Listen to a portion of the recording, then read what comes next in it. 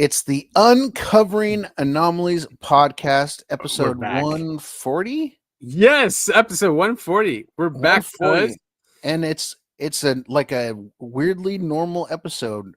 We have no guests. We're not taking a week off. Yeah, It's just you and me hanging out, talking about UFOs, absolutely. Just like old times. just like the old times. Yeah, no agenda, just discussion, seeing what's going on in UFO land.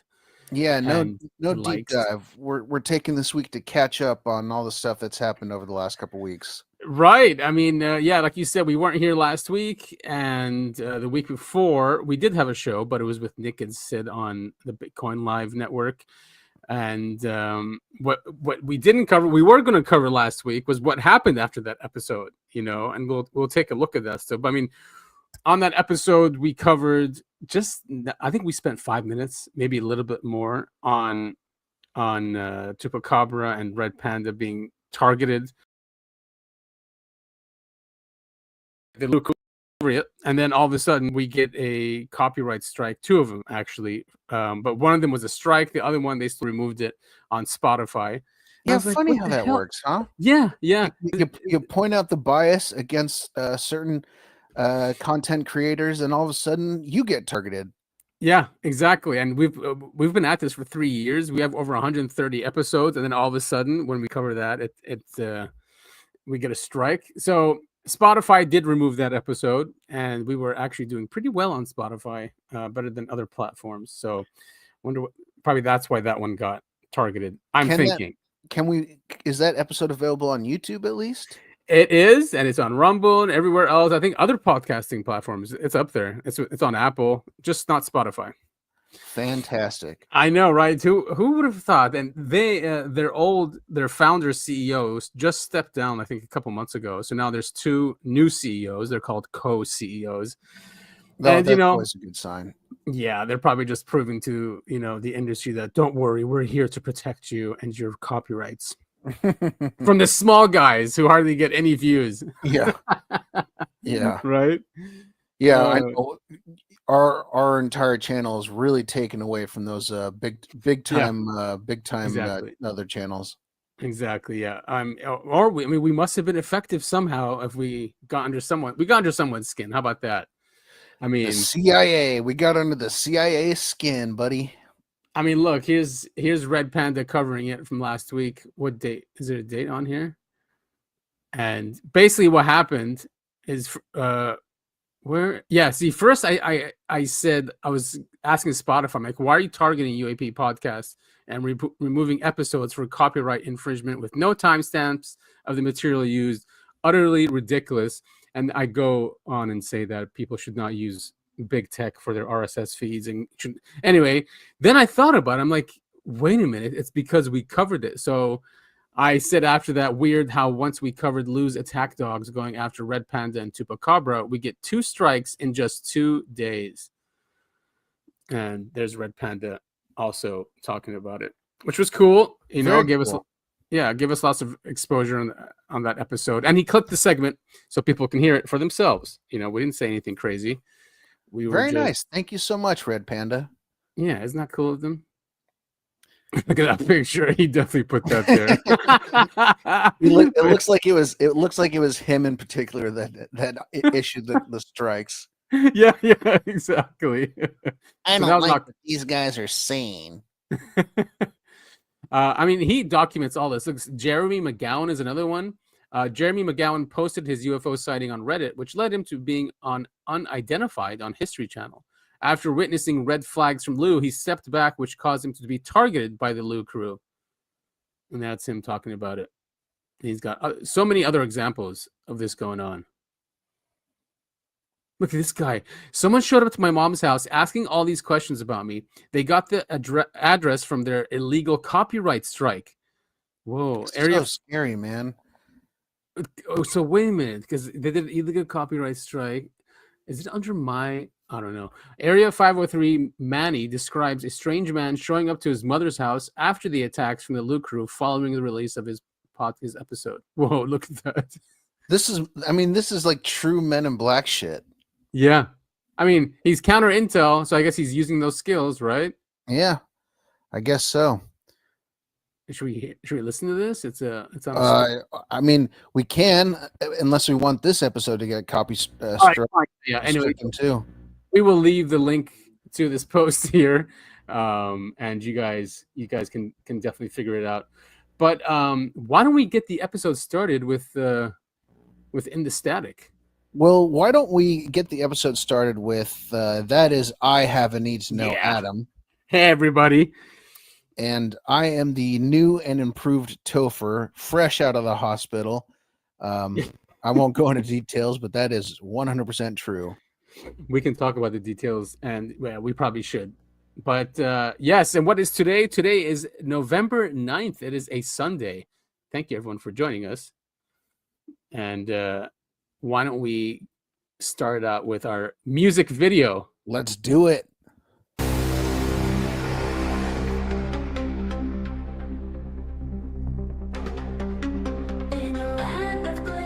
There's a podcast to find voices from shadows deep and unrefined.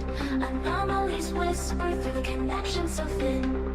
Secrets unmasking where the truth has been. Tuning to frequencies from a dimension that hides ancient mysteries where reality collides. Alien code echoing in the cold starred sky. We unravel the questions that make reason fly. Uncovering the secrets that they want concealed. Broadcasting the whispers that were once sealed. In the loops of space we hunt what's concealed. Through the static truth will be revealed.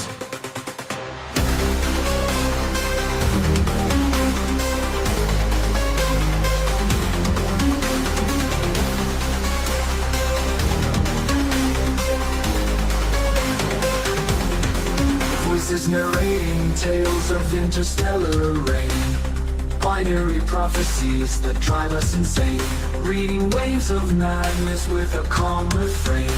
Decoding the signals like it's encoded pain. Neon lights flicker on our digital quest. The tantalizing unknown, keeping us obsessed. Amidst the chaos and the echoes we invest. In every anomaly our souls manifest. Uncovering the secrets that they want concealed. Broadcasting the whispers that were once sealed. In the loops of space we hunt what's concealed. Through the static truth will be revealed.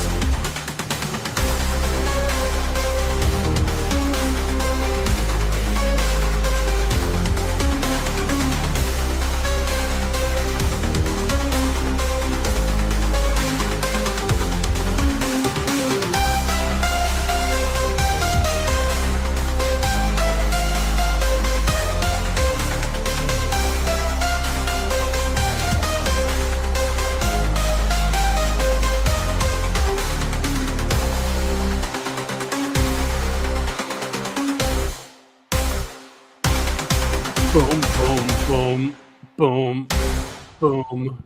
Nice. Yeah. Love it. Such a great music video. Well, welcome back. I'm happy we're doing this episode like an old days format. Yeah, me too, man. Bringing it back old school style. Hells yeah. Yeah, I mean, And the podcast is expanding. We're doing a lot of cool things. We're doing collaborations. Lots of cool stuff on the horizon. I'm really excited for the future of the show.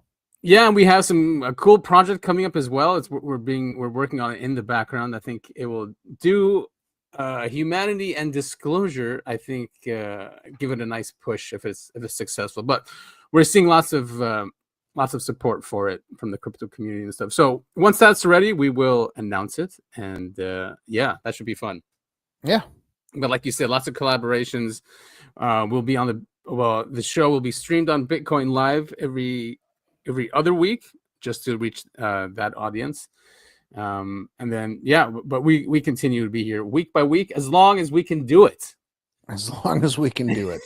as long as Topher is not in the hospital, we are good to go. No, man. Glad to see you doing well and in good spirits. Yeah, thanks, man. It's good. It's good to be back. Sweet, dude. So Dick Cheney died last week. Yeah. real unfortunate. Real bummer. The guy, Bummer. yeah. I mean, there was a. Do you know James Corbett? He's a conspiracy podcaster. He's been doing it since 2003 or 2004. Something. He's been doing it for a long time. He's got a really good show, called. I think it's called the James Corbett Report, just like that. Anyway, he did a nice hour or an hour and a half documentary on how terrible Dick Cheney was and what he was responsible for, and in the UFO land, he is the guy at the top of the pyramid. We did a show about that actually, maybe last year, and I'll link it in the show notes. But basically, who's at the top of the UFO pyramid? It's Dick Cheney. Mm-hmm. And here's Michael Salla saying former VP Dick Cheney, who just died at age 84. He was on his 5th heart transplant, I think. Yeah. Something like that. The most deserving of a 5th heart transplant, Dick Cheney. Jesus Christ. He had an ignominious public career. He was implicated in both the September 11 false flag attack and helped orchestrate the 2003 Iraq War on false pretenses. He was also a key player in the UFO cover-up, which began while he was Secretary of Defense from 1989 to 1993. According to insiders, Cheney was a regular visitor to the S4 facility at Area 51. I mean, yeah, it just goes with his personality. That's so. Yeah, I was gonna say that's so typical. Yeah. The guy who's most involved in the cover-up is the one who has the most information. Yeah. And the guy's been in power for so long. Could you imagine? I mean, before he was Secretary of Defense in the late 80s and early 90s, he was probably giving him alien hearts. Yes, yeah. But surprisingly, he didn't last long enough. So he might be just too evil. Where they're like, more just. Oh, and he also was a big, not architect, but designer or whatever. I can't find the word of the continuity of government, and he was very involved with that, especially during the 9/11 days. Which would make him president. I was gonna say they say he was the actual president during 9/11 and everything that happened after. Yes, and James Corbett covers that that they went through procedures to make him basically the one in charge and not Bush during 9/11, and Bush just watched from afar while Dick Cheney did everything. Well, I mean, one of Bush's things that he always talked about is he said he never wanted to be a wartime president. And there you go. I mean, look what happened. He got shoved to the side so Dick Cheney could be in charge. I mean, he ran on a humble foreign policy. That's why he won. He wanted to close down all the army bases around the world and bring the troops home. That was what he won on. And they're in the middle of doing that until 9/11 happened. Another excuse, because basically the excuse was, well, the Cold War's over. We don't need to be spending this money anymore. We don't need to be in all these countries. And he called it, he goes, nation building. He goes, we should not be in the business of nation building. And what did he do after 9/11? I mean, yes, destroyed nations, but also the excuse was to bring democracy to them. Yeah, that didn't work too well, did it? No, what? Are you kidding me? The Middle East is so stable right now. Oh, yeah, so stable. Yeah, and just they complete. What was the Christian population in Iraq? I think it was 6 million or something like that, or 8 million. It was high. Now it's nothing. It's like in the thousands. Same with Syria. Yeah, completely decimated it. Definitely got rid of the Muslims, the extremist Muslims. Actually, the Iraq War created ISIS. Are we going off on a tangent? A little bit. All right. So more disturbing was his participation in a CIA-run black program that conducted assassinations, which was exposed by Seymour Hersh in 2009. Targeted individuals included those who threatened UFO secrecy, according to one of these hitmen, Connor O'Ryan, who would cool off at S4 and saw Cheney there. O'Ryan's testimony was recorded in 1991 by the legendary Lieutenant Colonel Wendell Stevens, who released the interviews over a decade later. My 2-part series here. Yeah. If you remember, this guy interviewed Grush, and let's listen here what Grush told him. I talked to a high-level UFO whistleblower last year, and I said to him, who among all the people in society is keeping this secret? Who sits atop the pyramid of of classified information about UFOs. And I thought he was going to say something strange, like the Grand Mason of the, Scottish Rite Lodge, or Prince Charles, or the Mossad. But he said, Dick Cheney. I can tell you is that these are people whom I know are directly involved as legacy program gatekeepers. One of them sat on the National Security Council with Dick Cheney in his White House years. It's very, very interesting to see the people who are now being revealed to me as the people involved in, frankly, this cover-up. And yes, they are going to be named. They are going to be revealed. There is going to be an unveiling of who these people are in my own good time.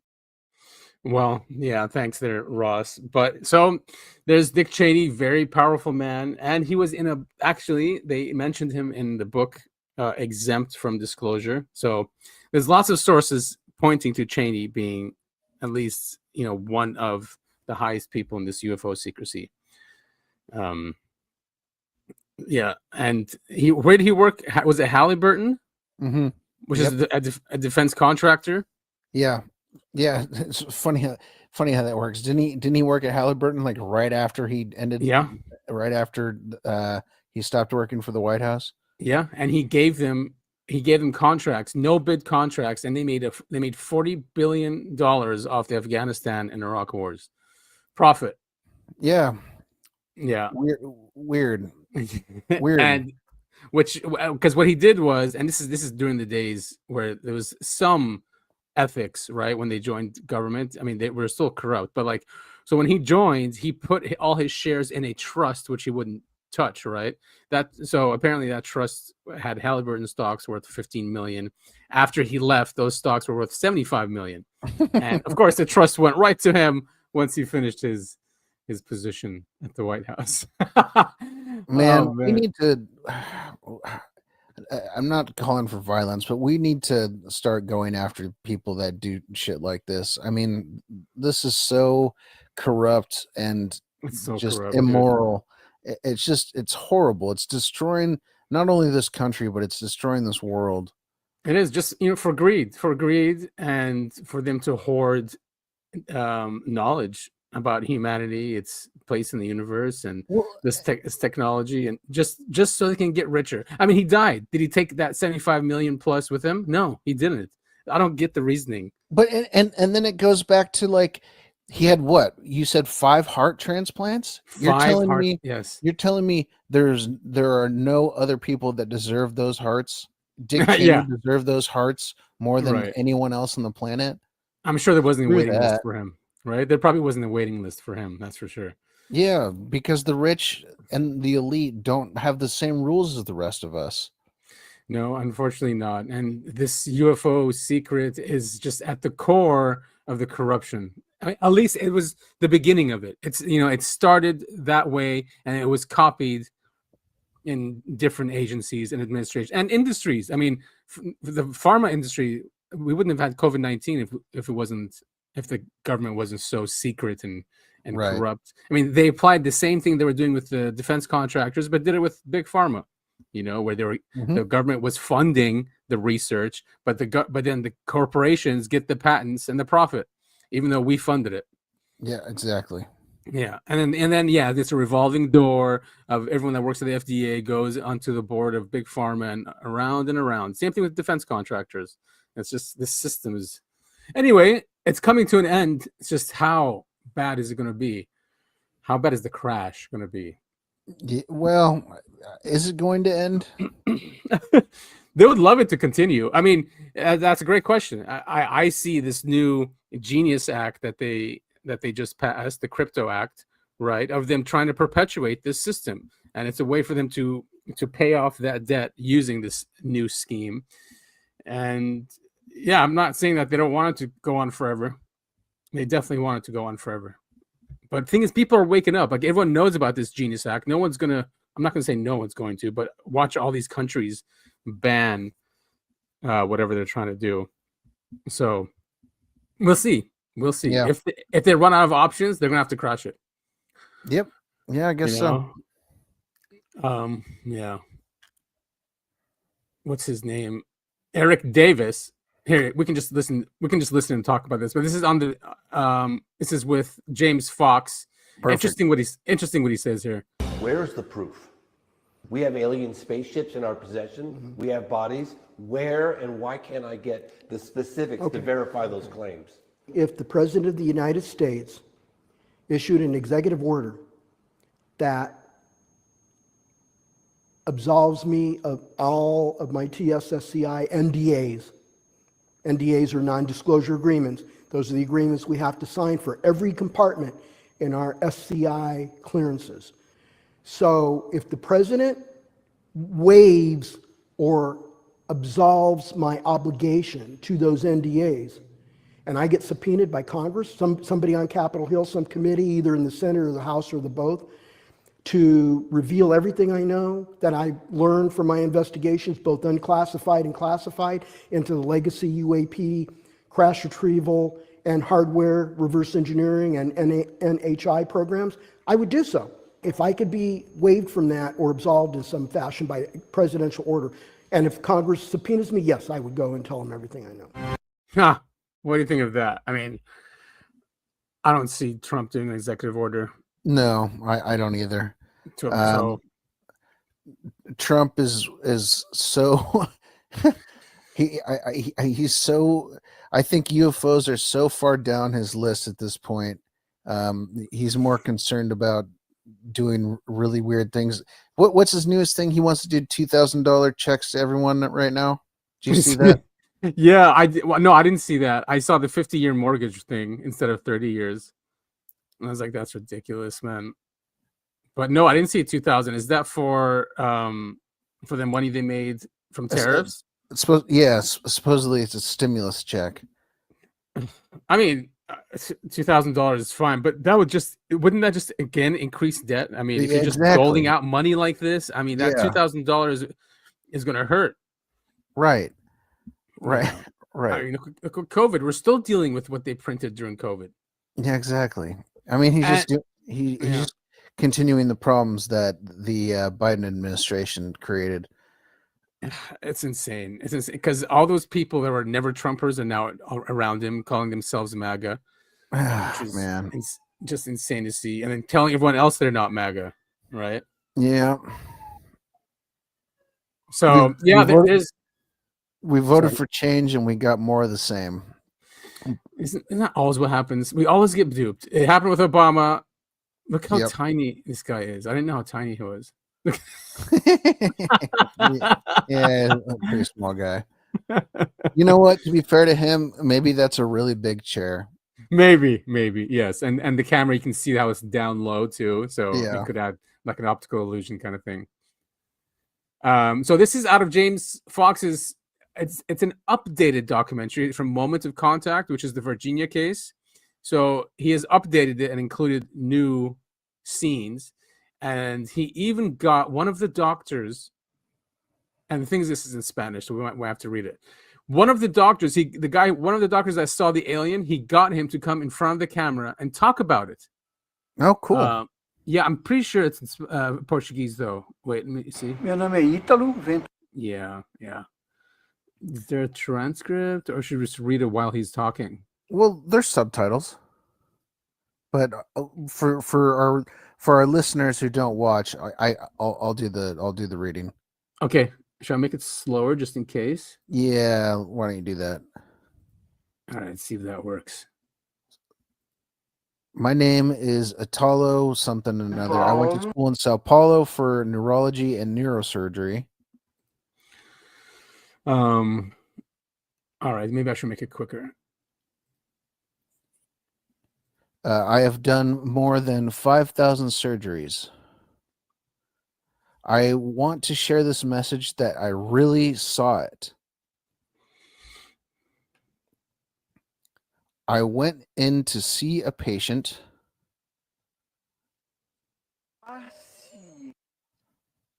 Oh, yeah.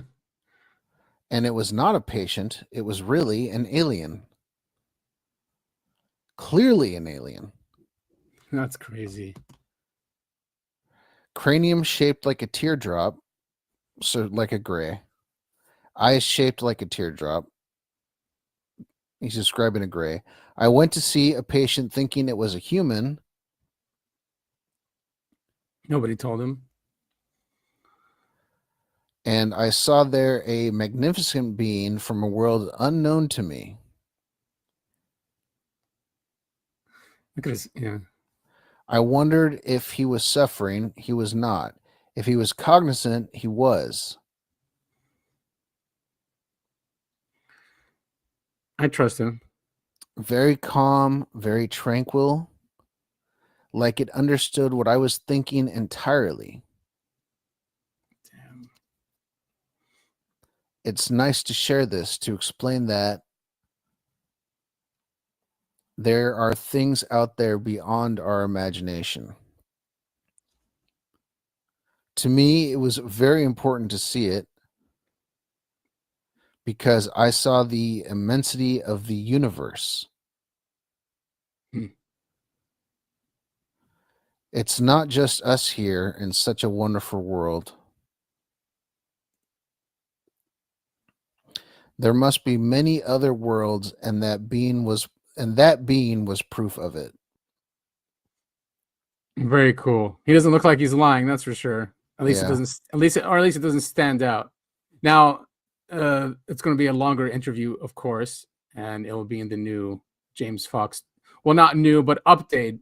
Which people were asking. They're like, "Dude, I bought the documentary. Does that mean I have to rebuy it?" And he's like, "Don't worry about it. I usually make it free for everyone a month after." Yeah, cool. So Very that's cool. good to know. Yeah. Yeah. So we can definitely in a month we'll check back, and I want to watch the entire interview just because you want to. If someone's experienced this, you want to like try to be in that guy's shoes. Like, how was it? How was it like, right? To look at that being and just.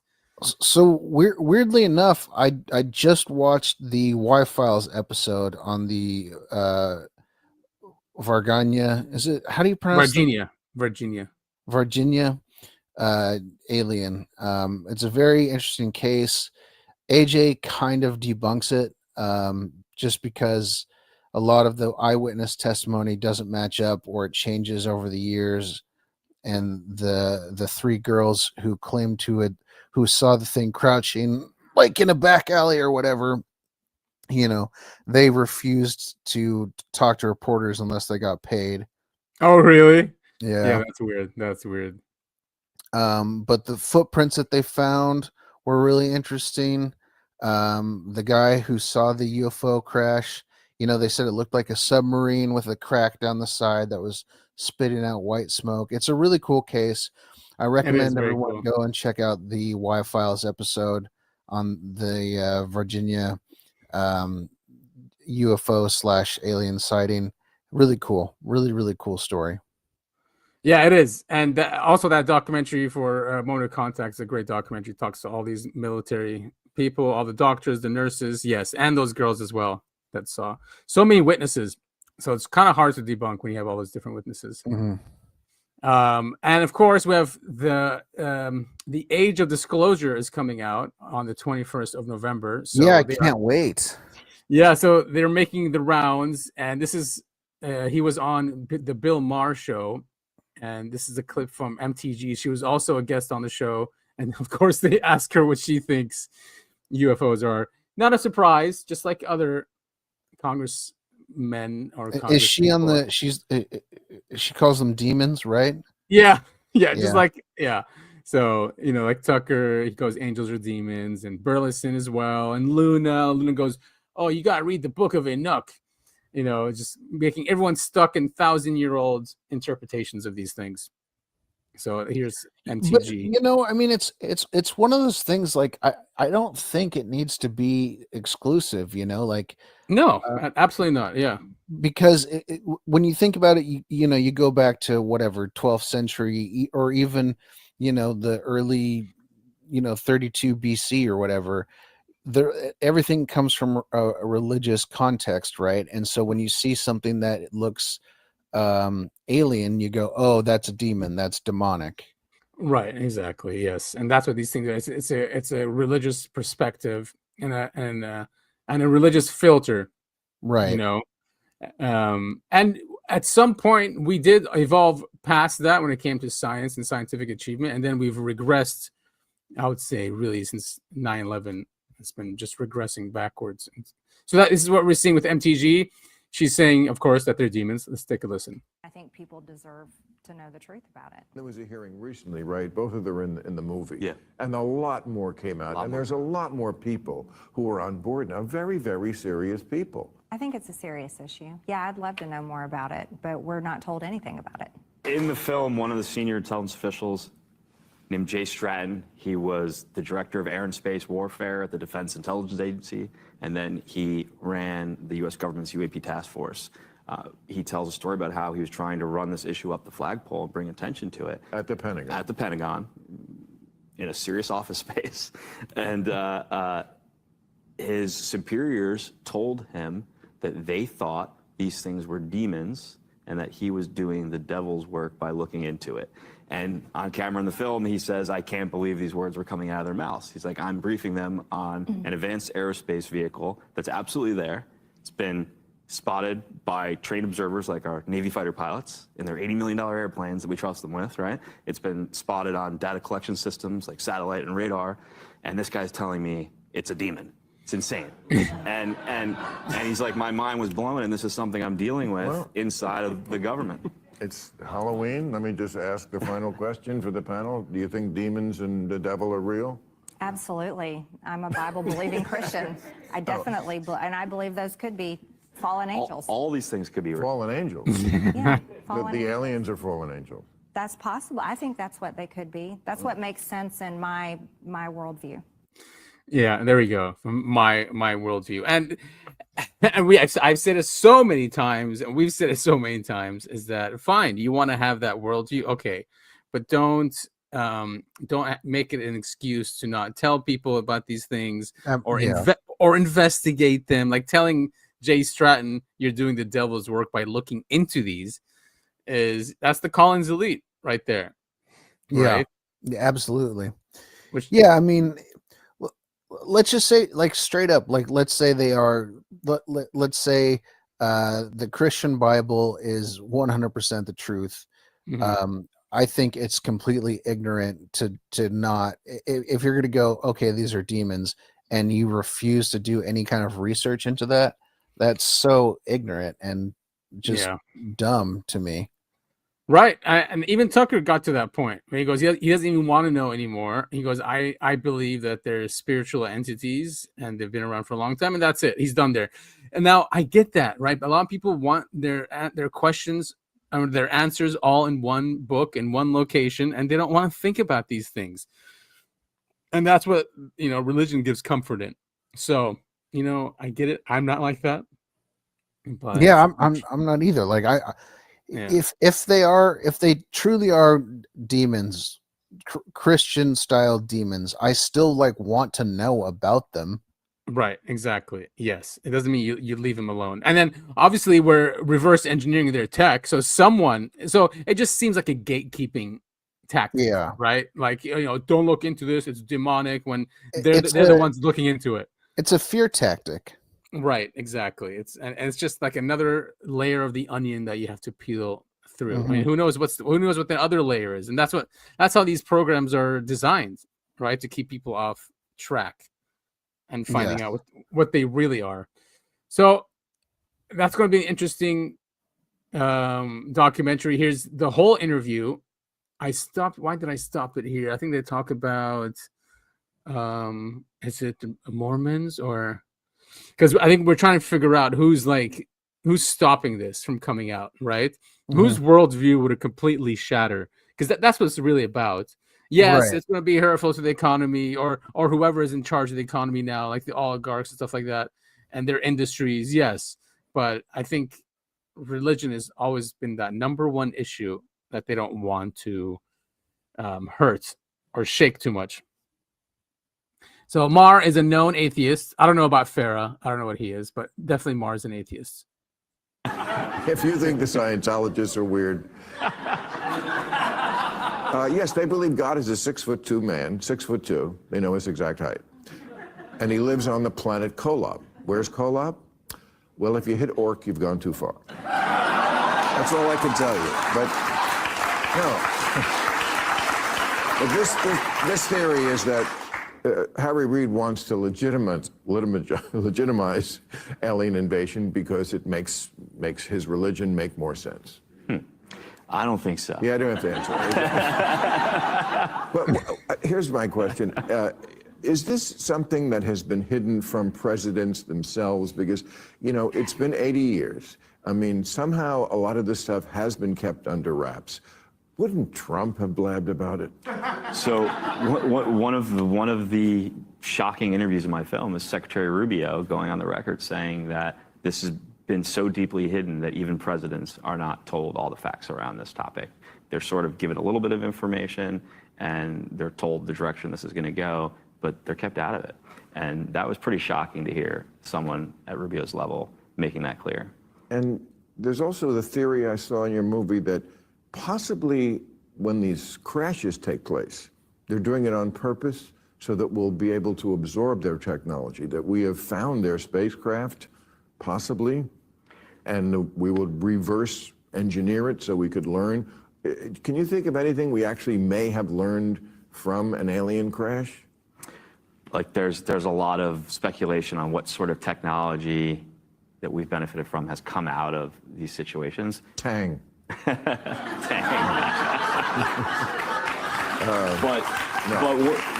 And do young people even know that reference to Tang? Is Tang even a thing anymore? I don't think. I was gonna say, like, I mean, I know what Tang is. It's the juice, right? The orange. Yeah. Juice.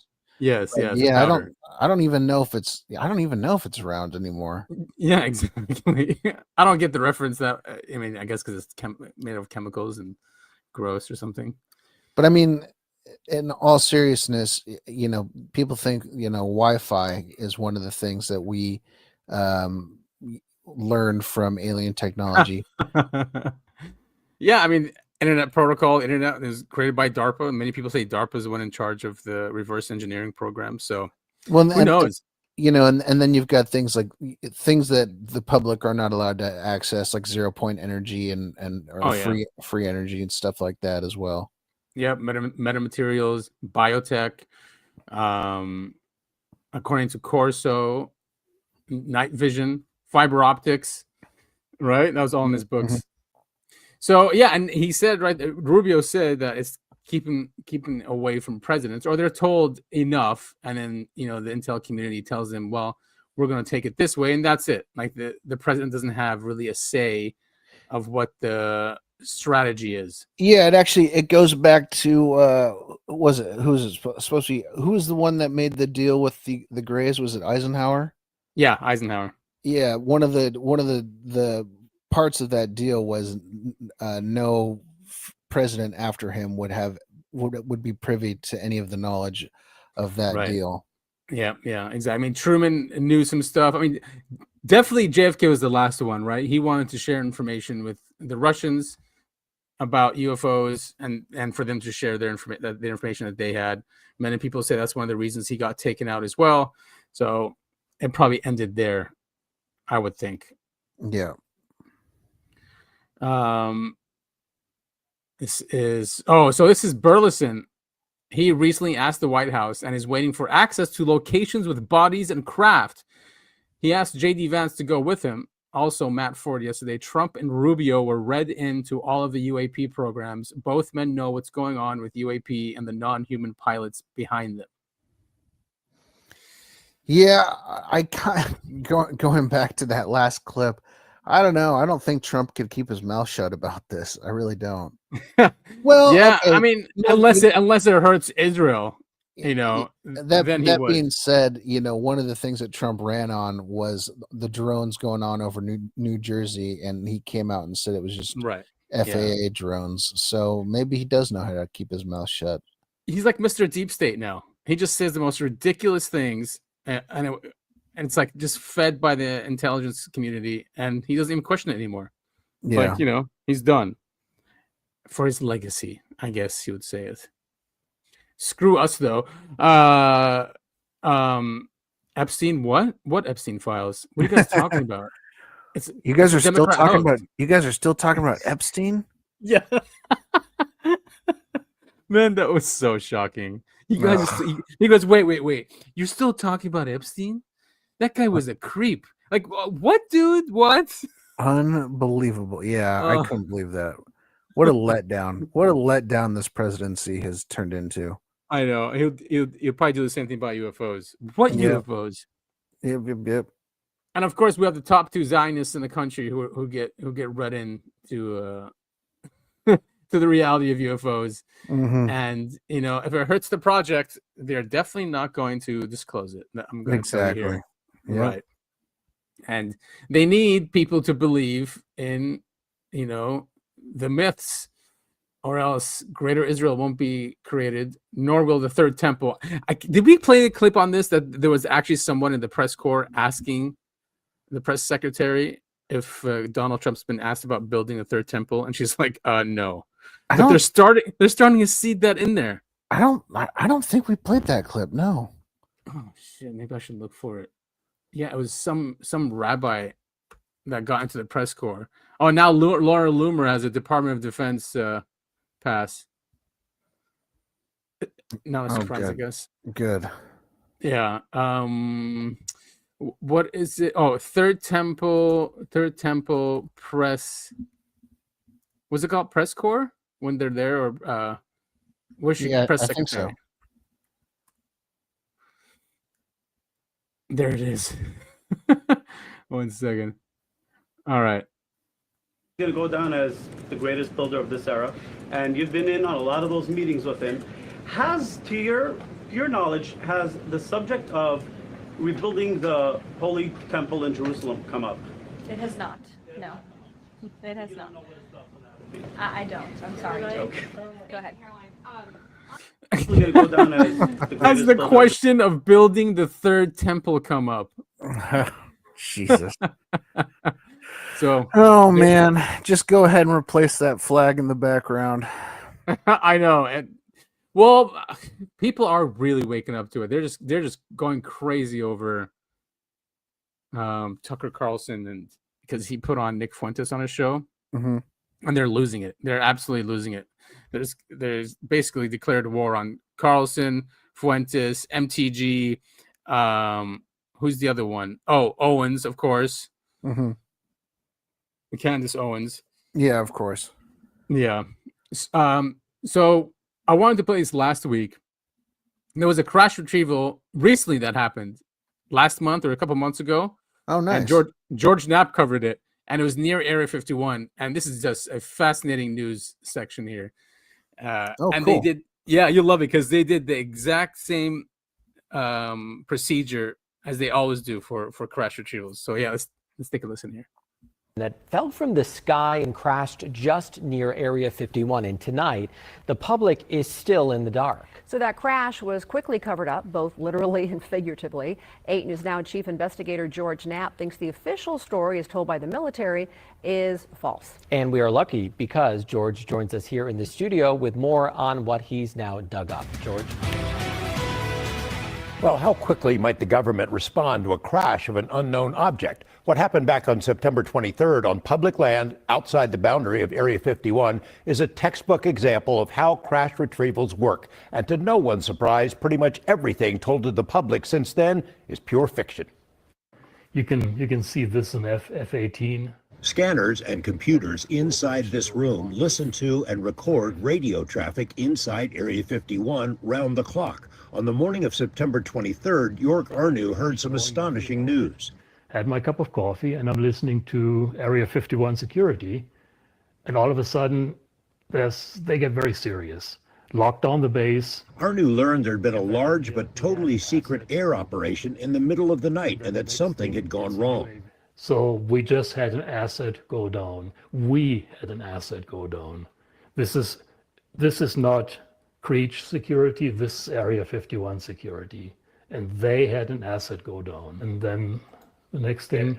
Yeah, clear. Also struck behind is the UAV unmanned aircraft with ordnance. He picked up details about strict security measures which were implemented almost immediately. Not only was Area 51 itself locked down, but within a very short time, so too was a large swath of the Tikaboo Valley. it became clear that some kind of craft had crashed miles outside of Area 51's boundaries on public land adjacent to Highway 375, also known as the ET Highway. Arnu jumped in his truck and headed south from his home in Rachel. But while driving on what's known as Mailbox Road, he ran into an armed patrol. They had the gun in front of them, not pointed at me, but very visibly in front of them. And it was clear they meant business. He backtracked and headed south on the ET Highway to Groom Lake Road, the main entrance to the base. It too was blocked off by sheriff's deputies and military security. A military helicopter with an attached basket was sitting there, presumably ready to haul out wreckage of something. A pair of porta potties suggested the team planned to be there for a while. Almost the entire Tikaboo Valley was shut down. At the Little Ailey Inn in Rachel, employees were in the dark about a crash, but saw the beefed-up security at closed-off roads and knew something big was unfolding. Crashes are not an everyday occurrence out here, but locals have seen plenty of them over the decades. If this thing would have crashed anywhere in restricted airspace, in restricted area, we would have never known about it. After being turned away from the presumed crash site, Arnu and the aerospace sleuths on his website, dreamlandresort.com, began gathering and sharing bits and pieces of information. The FAA had ordered the closure of airspace over a particular spot in the valley. That was a big clue. Then 4 days after the crash, the security teams vanished. Arnu went back out for a look. The Air Force had used heavy equipment to plow a dirt road across a section of desert. Arnu followed it and found what he thought was the crash site, then shared it online. That's when things got strange, even by Area 51 standards. A second wave of cleanup crews descended on the site, presumably to pick up any remaining debris, but they also used graders to cover the entire area with a thick layer of dirt, literally a cover-up. Creech Air Force Base, which is home to a fleet of Reaper drones and other UAVs, issued a statement explaining that the, quote, unmanned aircraft was one of theirs. The same statement claimed someone had been tampering with the crash site and had scattered assorted pieces from other aircraft, along with an inert training bomb. The Air Force said the FBI was investigating this alleged tampering at the site. Arnu was amused but not convinced. The only thing they could get that person for is littering on public land. That's the story, is it came from Creech and now the FBI is investigating. You think that's bogus? That's absolutely bogus. I think that was designed to make people not go there. Arnu drove back out and realized the site he first videotaped was a staging area, not the crash site. 200 yards away, the telltale burn marks on Joshua trees indicated this was where the object slammed into the earth. Both he and another aerospace explorer found pieces of who knows what, debris that came from something other than a drone, seemingly planted to confuse anyone who came looking.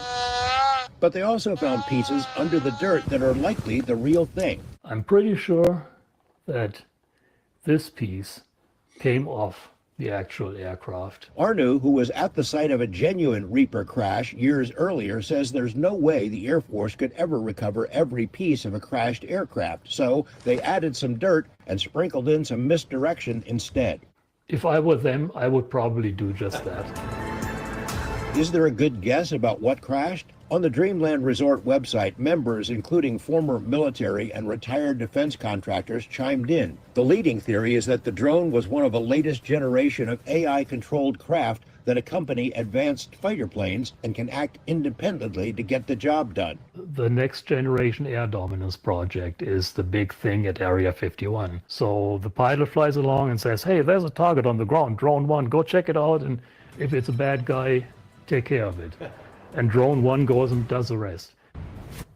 If the military wants to keep a secret about strange things that fall out of the sky, they have many tools at their disposal. Lock down the base, seal off the public land, put out a cover story, sprinkle some disinformation over the whole thing. Arnu says the middle of night operation that ended with the crash is one of the biggest he's ever heard of, nicknamed Black Flag. He has a good idea which hangar at the Area 51 base houses the unknown drones, but is not willing to say more. It is, after all, almost 3 years to the day since FBI agents kicked in the door of his home and carted away his computers and cameras. No charges have ever been filed. Back to you. Oh, so that's the guy. So they already kicked down his door, the FBI. I remember that 3 years ago. I think we covered it. we probably did. Yeah, I mean, this is one of those things. So if something crashes close to Area 51, you have to assume it's ours. But Yes. the fact that they're doing such a they're working so hard to make it seem like it's one of ours, Yeah. brings the weird. whole thing into question. Yeah, it is very weird how they sprinkled all those just garbage basically on this site, knowing these guys would go and check for it. Yeah, throwing them exactly. off, planting that story. The helicopter, I mean, that's like Jake Barber, right? They had the harness and everything. Mm-hmm. So very cool. Is it ours? Possibly, right? I'll say more likely that it is than not. There's also the possibility that it's Chinese or Russian or something too. Yeah, and we captured it. And the government, doesn't want the public to know how deep into U.S. territory that a foreign government got. That's a possibility as well. Yeah, that's a good point, because that would actually cause panic if China or Russia was able to penetrate Area 51 and that area, a super secret area. I mean, yeah, that would cause panic. Like, we don't have control of our skies. We know we don't have complete control of our skies. Yeah, we had a fucking balloon flying over. Right. We had a balloon from China flying over United States airspace. 2 of them, I think. Right. Yeah. Exactly. Knapp is busy. I guess this week. He also covered, and we'll cover Lakatsky. If you remember, Lakatsky was the head of the OSAP program. Him and Jeremy interviewed him, which was a great interview, part 1. But he's got a new book coming out, which is why Lakatsky is now doing the rounds, of course, buy my book kind of thing. Mm-hmm. But it's called New Insights, and he's bringing out information apparently that the DNI won't bring out, which is stuff that they found out during OSAP and ATIP. Right. So we'll see. I mean, buy my book, which is so annoying. We should write a book. Yeah, it's funny because in that interview he says he doesn't make any money off the books. He makes like $1.50 profit per book or something. Uh-huh. So that means he only sold like 8 books. Right. Well, and Lakatsky's a strange one. He definitely guards secrets, because he's very careful for what he says and what he's authorized to say. Mm-hmm. But yeah, here's a clip from George interviewing Lakatsky, and then we'll also go through what him and Jeremy did with Lakatsky. Nice. Well, the largest UFO investigation ever funded by the U.S. government was carried out in total secrecy, and it happened right here in Las Vegas. And while most of the reports produced by the program are still classified, the scientist who managed the program is spilling some of what he knows. Dr. James Lakatsky worked for the DIA, or Defense Intelligence Agency, and says the goal of the program was to figure out UFO technology and to one day build our own. He spoke exclusively with 8 News Now Chief Investigator George Knapp. George now joining us live in studio. Yeah, we're a big racing town now, right? Formula One, NASCAR, etc. But Las Vegas is known now as a racing town, but the most important race, perhaps on the planet, was headquartered right here. It was a race to see which nation would be the first to crack the code and replicate the propulsion system of these mysterious machines seen for decades in our skies and oceans. The race is real, and it's still underway. We are in a race for the tech? Yes. Yes, absolutely. For more than 80 years, the U.S. government has told the public not to fret about UFO intrusions because nearly all of them are explainable. Behind the scenes, though, intelligence agencies and the Pentagon acknowledge there is a deadly serious contest to figure out UFO technology before Russia or China do.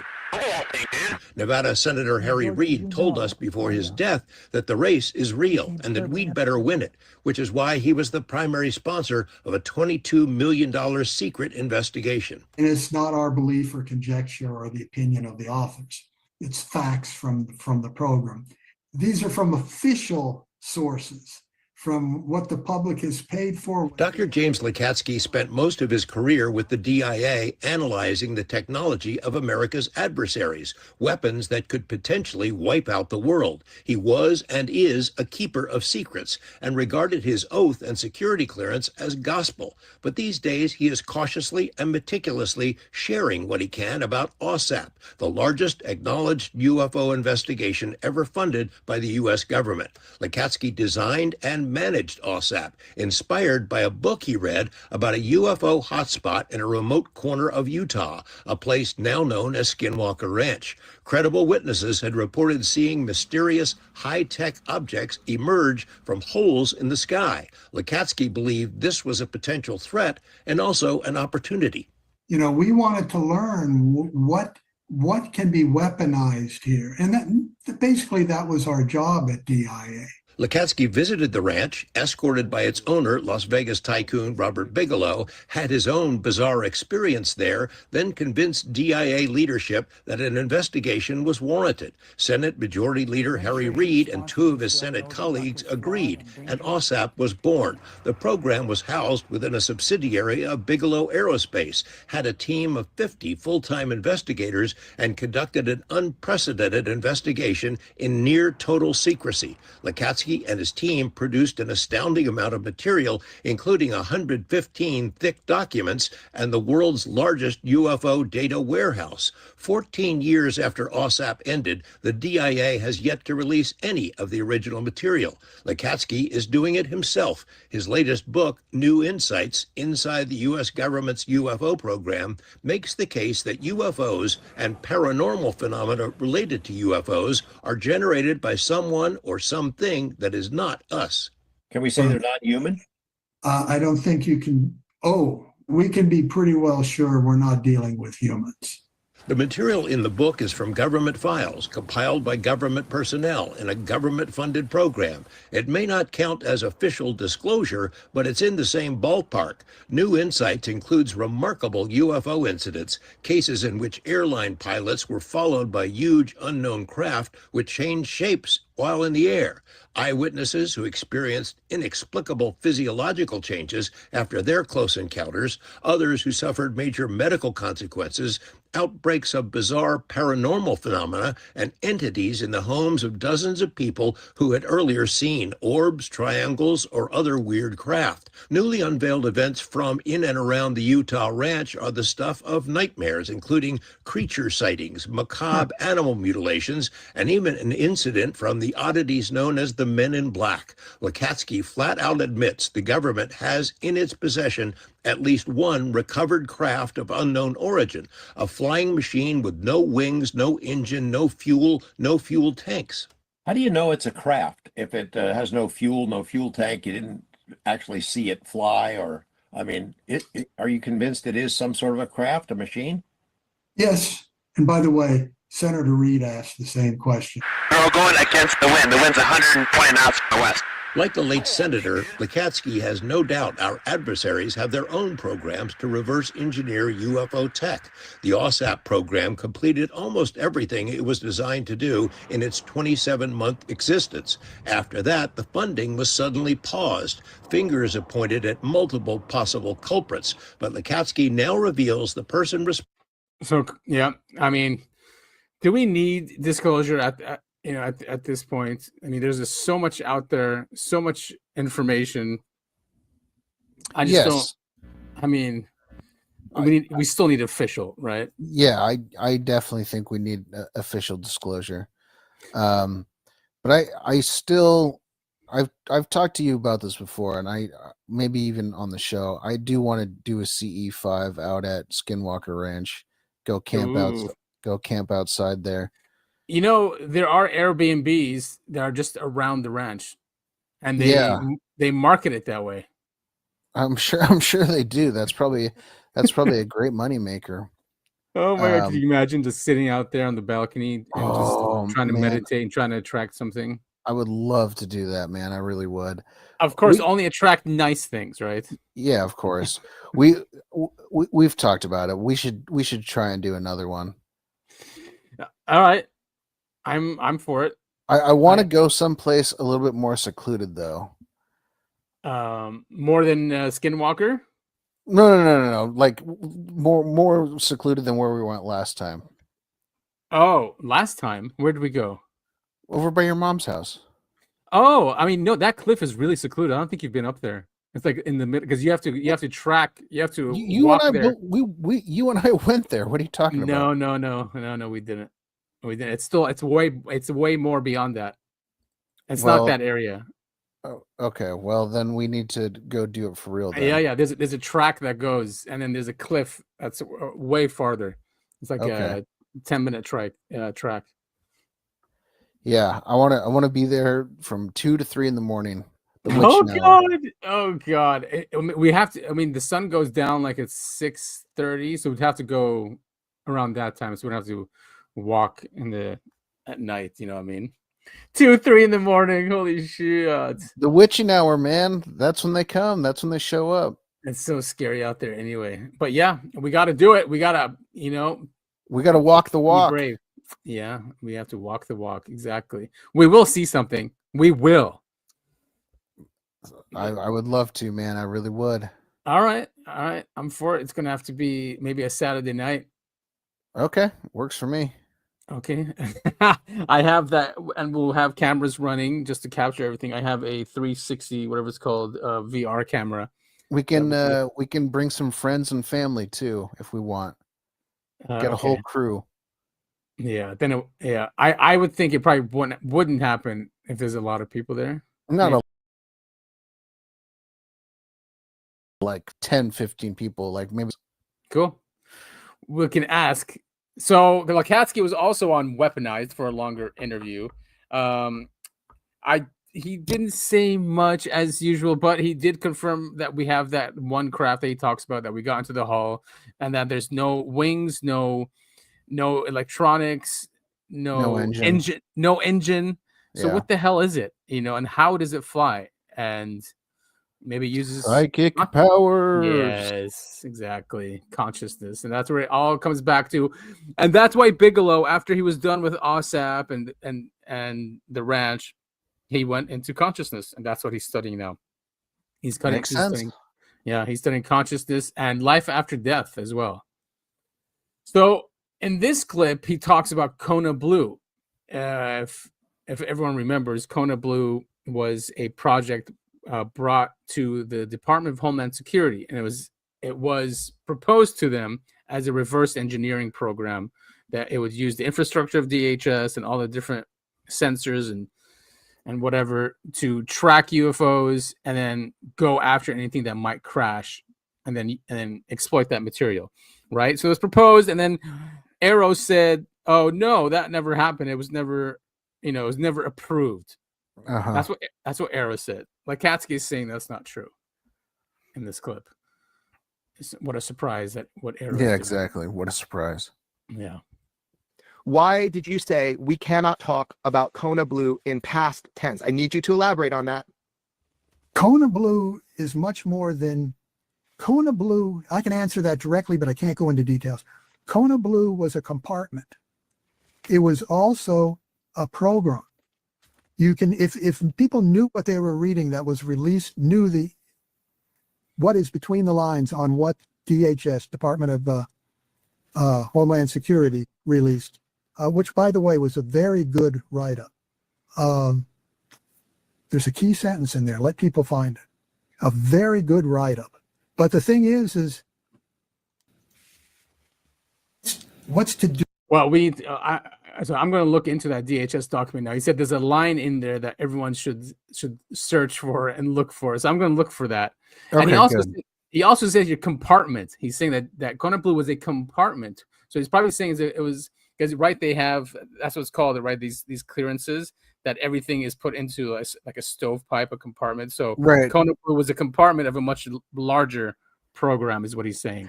Yeah, it makes sense. You keep everyone isolated. No one's talking to each other. That's how you maintain secrecy. Exactly. Do with a compartment. Now, am I agreeing with what has been said in DHS's and what has been said by Arrow about Kona Blue? All I can say is, Okay, so I'm going to read between the lines and assume that there is some active element or component to what we are calling Kona Blue. Let it be an operation, a compartment, whatever. That you can't talk about It's not it. a compartment. That's secure. Okay, so it's not a program continues. It can be unfunded. It can be funded. It can be temporarily funded. Money can go in and out. So a UFO study program could continue under that. And remember what we asked in the rear. It was with a lot of thought. Column wrote it in the rear portions of Skinwalkers at the Pentagon. He suggested private money going in from multiple sources. And I can tell you now that caught people's eye. Okay. So, I mean, George, that's new to me. Isn't that great? It is. Dr. Lukatsky, the picture that's been painted to the public by assorted people and debunkers and counterintelligence operatives is that Kona Blue was a crackpot idea. It went to Department of Homeland Security. There were some discussions, but they eventually decided there's no value in this. That's what we've been told. There's no value. It's a bunch of crazy stuff going on. And it is completely contrary to the process that you described in the earlier books. Absolutely. That Dr. Tara O'Toole and others recognized the value of it. They wanted it to go forward. Somewhere up above intervened, and the public is told it was killed right there. Yes, and that the program was not killed. You can't kill Kona Blue.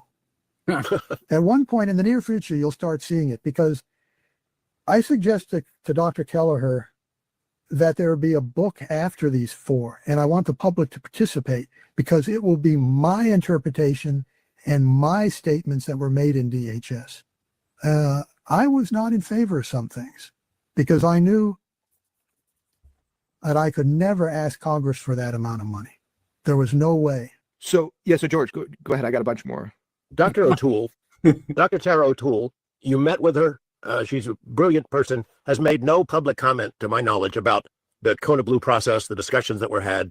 She's staying away from it, and I don't blame her. But can you share with us some of what you've already reported and might report in the future about the value that she did see in approving that to go forward? I can't talk about that, because we have to also talk about DHS interests. Okay. And I need approval as we move forward past what.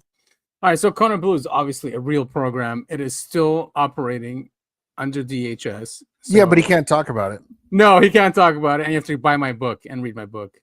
I mean, I kind of feel it for these guys, but he's retired, and the government is scary when it wants to come down on you, right? Yeah, for sure. I mean, they'll just take away any benefits you have, and and probably worse, right? Right. And, I mean, and they've got your family and everything else. So, yeah. And people are really harsh on Lukatsky, but we have to understand that the reason why he went up the ranks is because he can annoyingly keep secrets like this, right? He's just that personality. Someone like you or me, they would never, ever, bring up. I mean, I think I've told this before. Like when I was a contractor in Iraq, they wouldn't even give me a DoD ID. Everyone else, not everyone else, but a lot of people around me would get the ID, and I would follow up with security guys. And like, where's mine? Like I remember getting an embassy ID. I guess that's easier. Like, because I wanted a DoD one, and every day I'd bother them. I'm like, and they're like, yeah, we haven't heard back yet, and I was one of them, and that was way back then, and I'm talking about people who weren't even American citizens who got the DoD ID, right? So all they had to do is just plug in what my book reading is in Amazon, and I'm sure they're like, yeah, we're not giving it to this guy. Yeah, exactly. Yeah, that's understandable.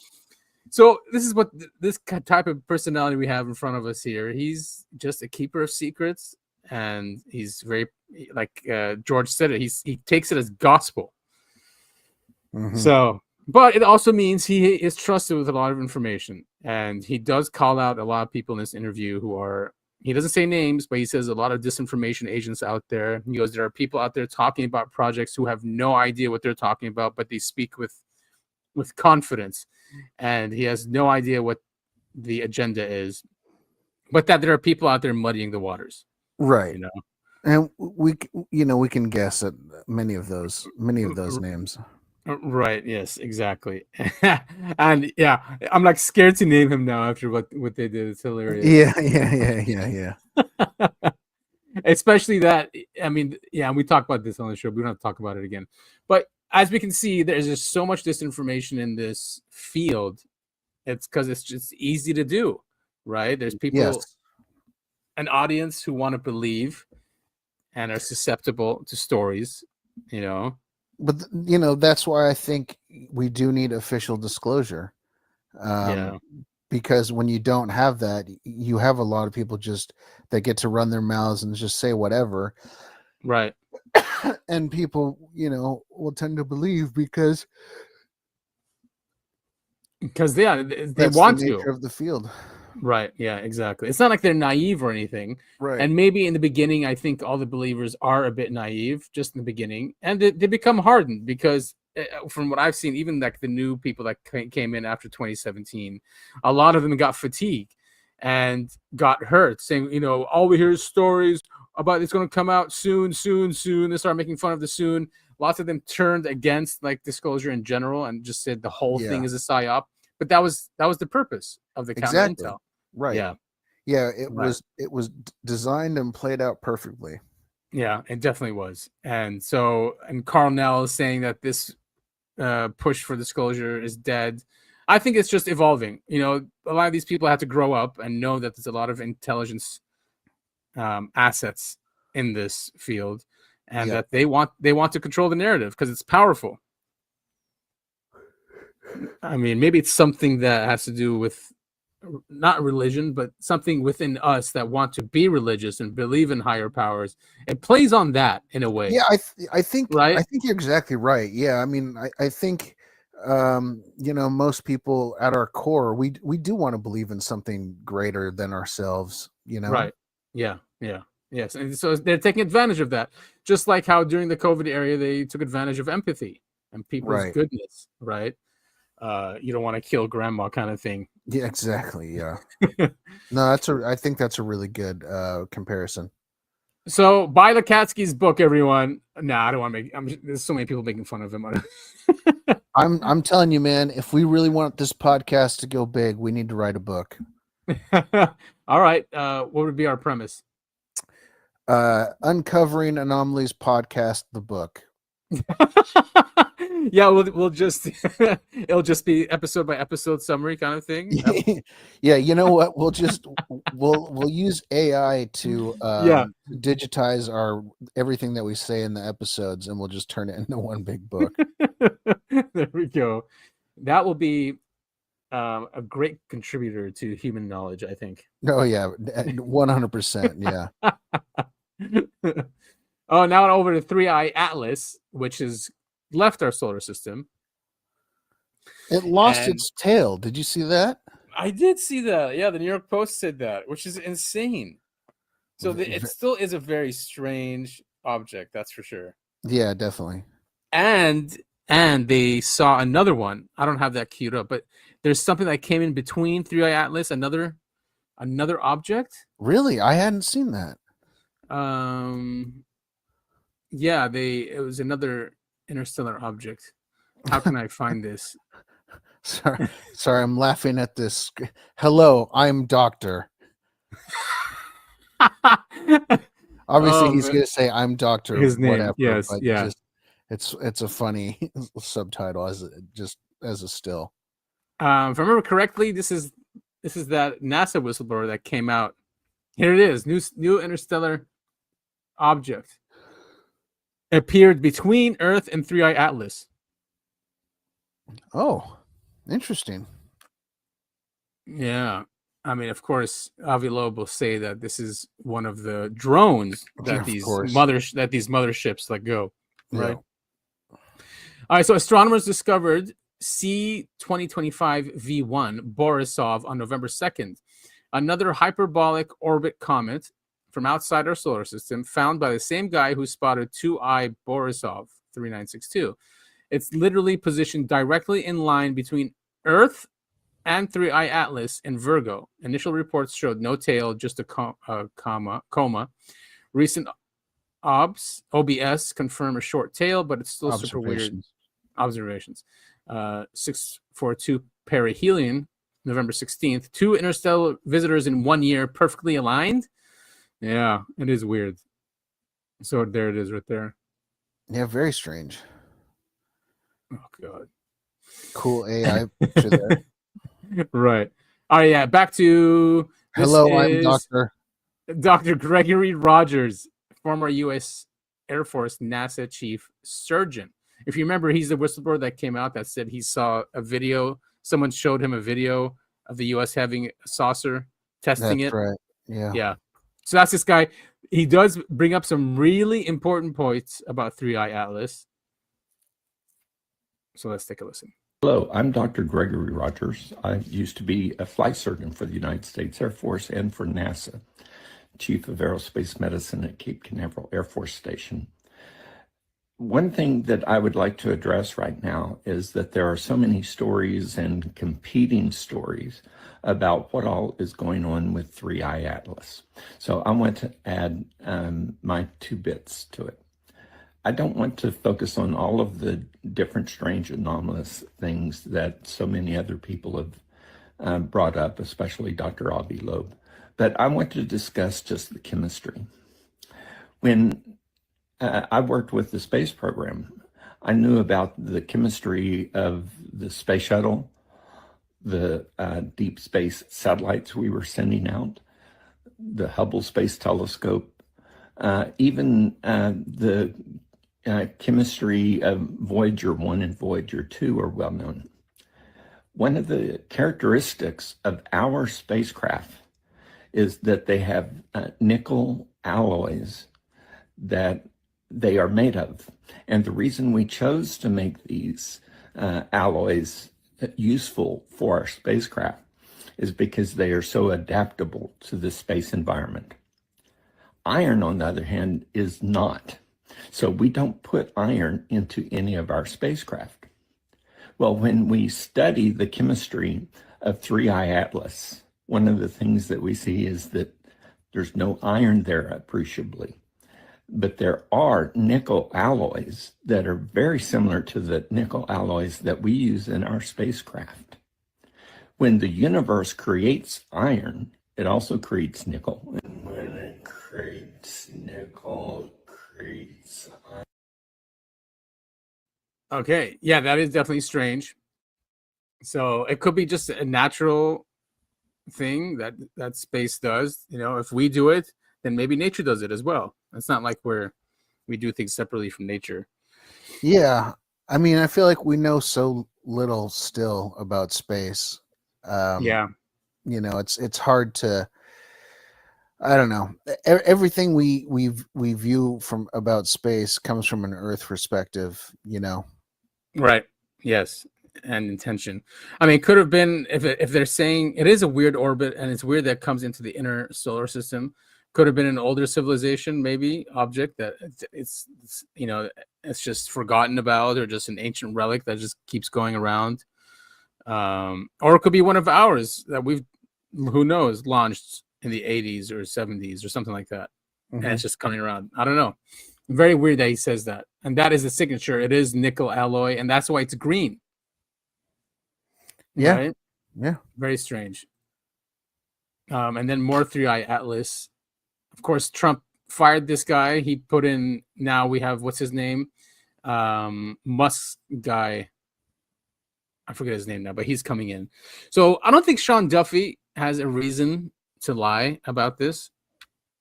Maybe. I mean, he's leaving. So why would he have to lie about 3I Atlas? You know, who knows why the government does what they do? There's no telling either way. You know, why would they lie? Why would they tell the truth? Who knows? There's no telling either way. They've designed it that way. Yeah, they don't have to take responsibility for it, and they have immunity, full immunity.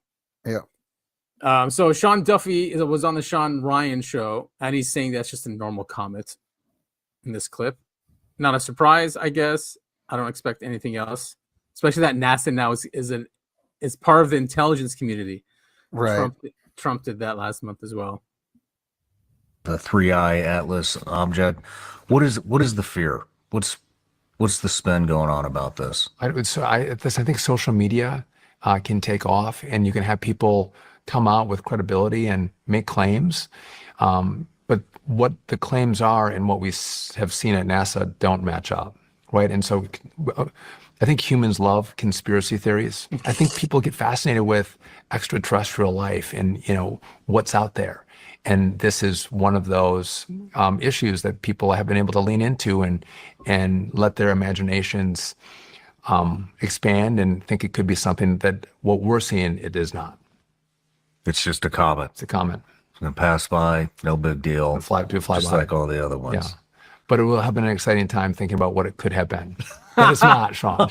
Right on. The 3i. For sure. I mean, it is it's a lot more fun to think, this was some sort of alien ship passing through our solar system.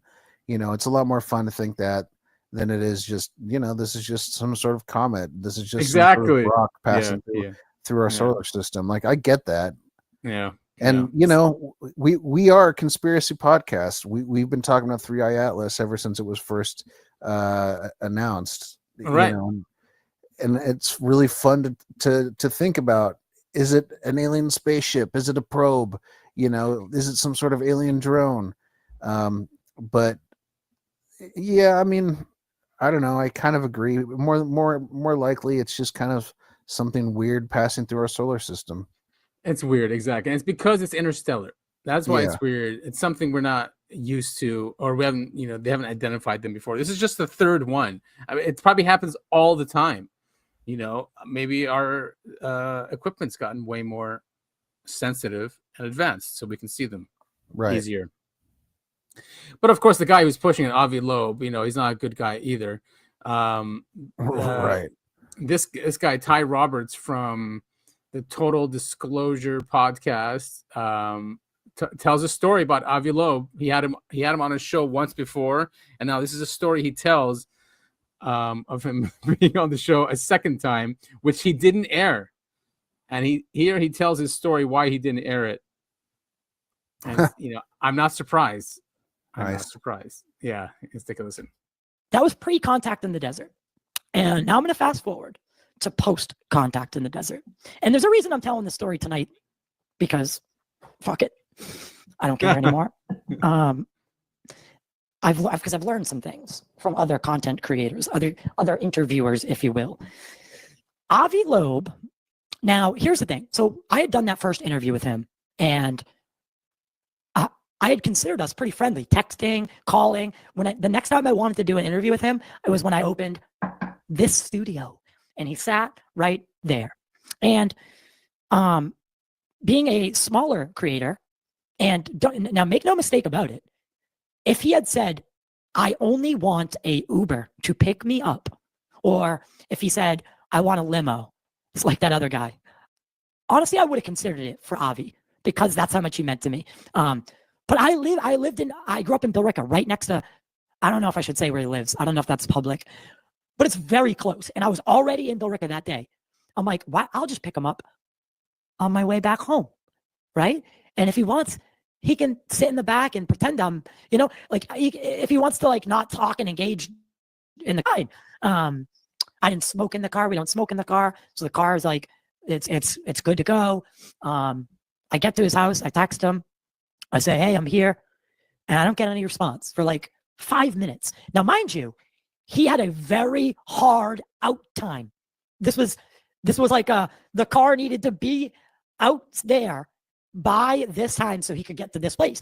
Knowing all that, I'm like, okay, let's go. So I pick him up. He's clearly frustrated with something. He gets in the front seat.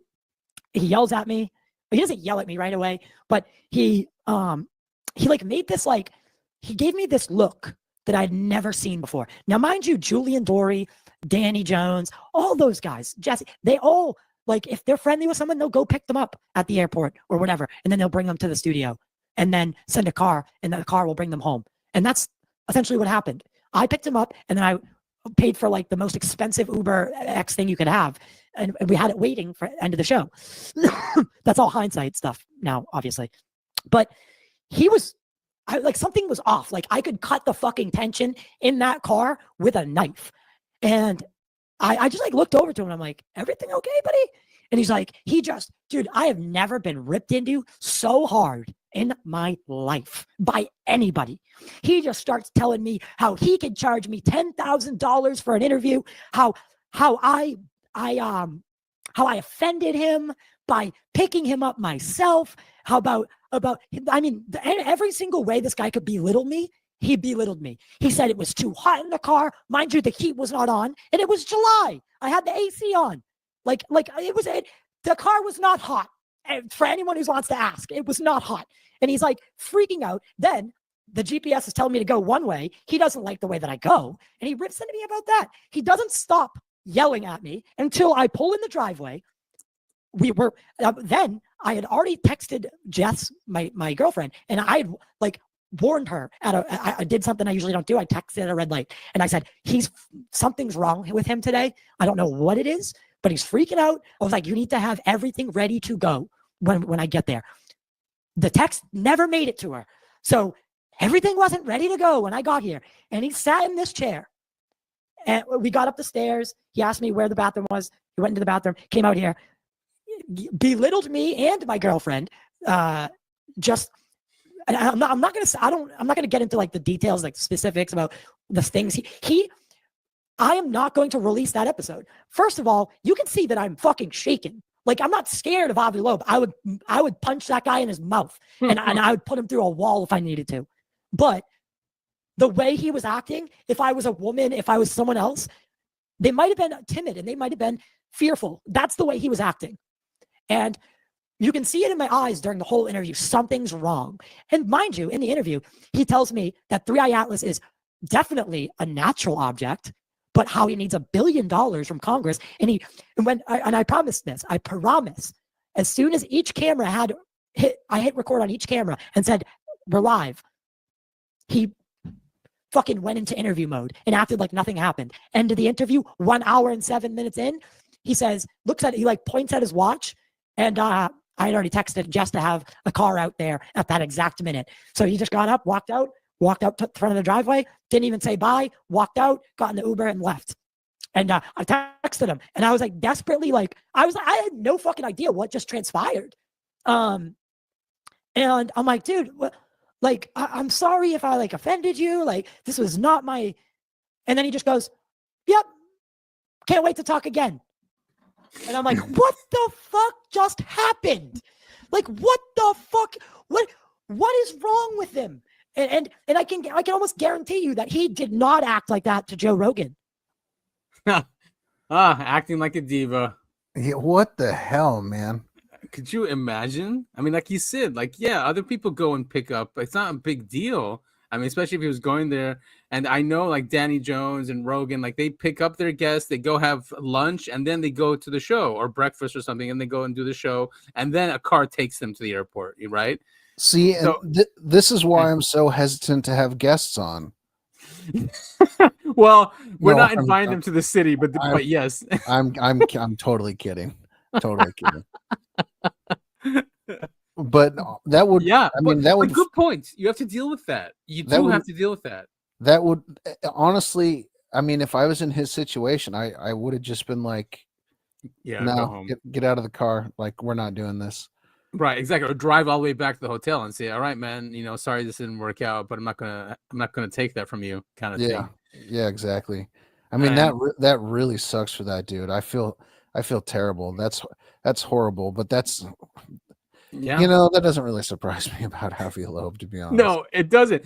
And especially that he goes, yeah, it's just a comment. I just want $1 billion from the government. And then once he turned the cameras on, he got all oh, all right, let's do this. And completely got into interview mode.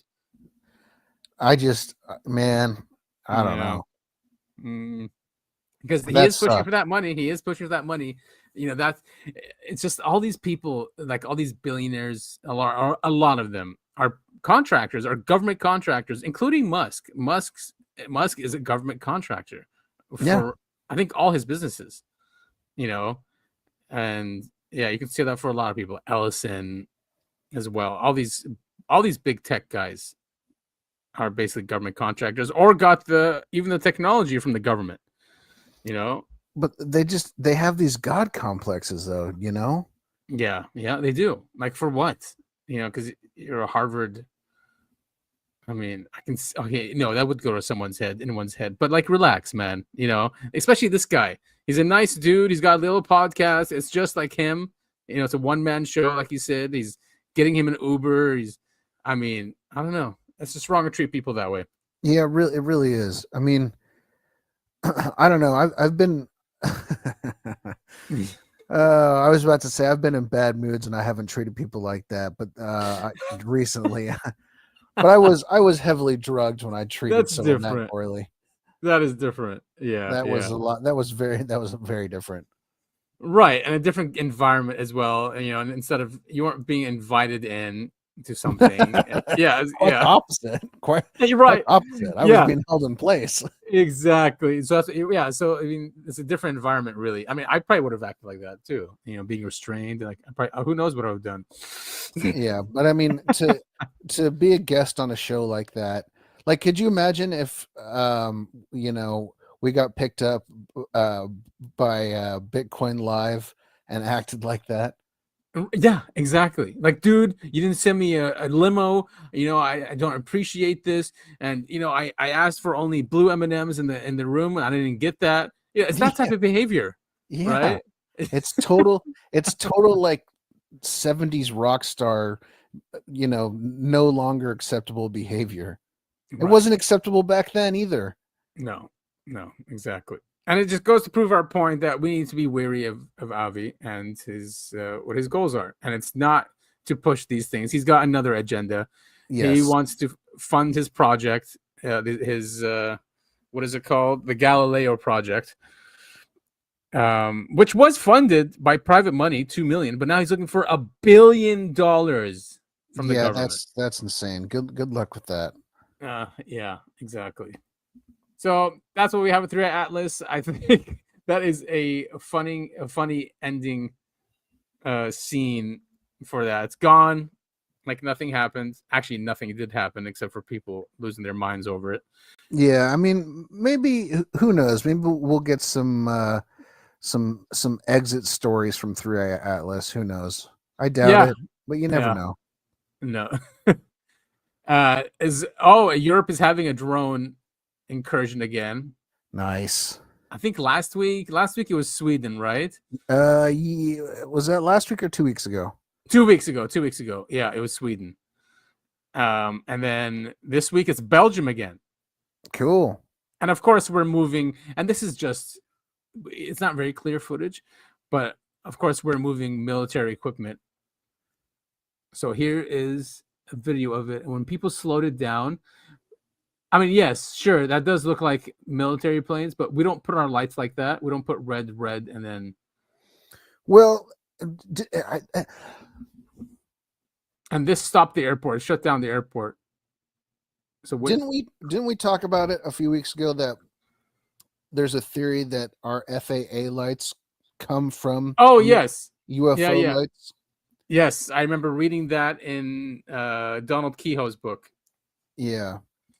See how like the green came out of nowhere and it's on the same side of the red? That's not what we do. Yeah, it's very, very bizarre flight behavior too. Whoa, why is this sound on? I'm sorry. Yeah, it is weird. And the way it turns on a dime. Yeah, exactly. Oh, I bet you what's his name's down here. Where what's his name? Pixel. I'm sure he covered it. Is it Pixel? Come on, show up. Nope. Man, too bad I forget his name. But he usually checks these out. What if I put Brussels drone? Would he come up? Because he does good analysis. Nope, not you, not you, not you. Wow, everyone covered it. So, I mean, we still call these things drones. They're not drones. These are UAPs, right? What's that? They're UAPs. I mean, they're unidentified. We can't bring them down. They're aerial and they're phenomenon. Right. Strobes and clearly a helicopter video from Brussels airport. Yeah, but it's not making helicopter noise.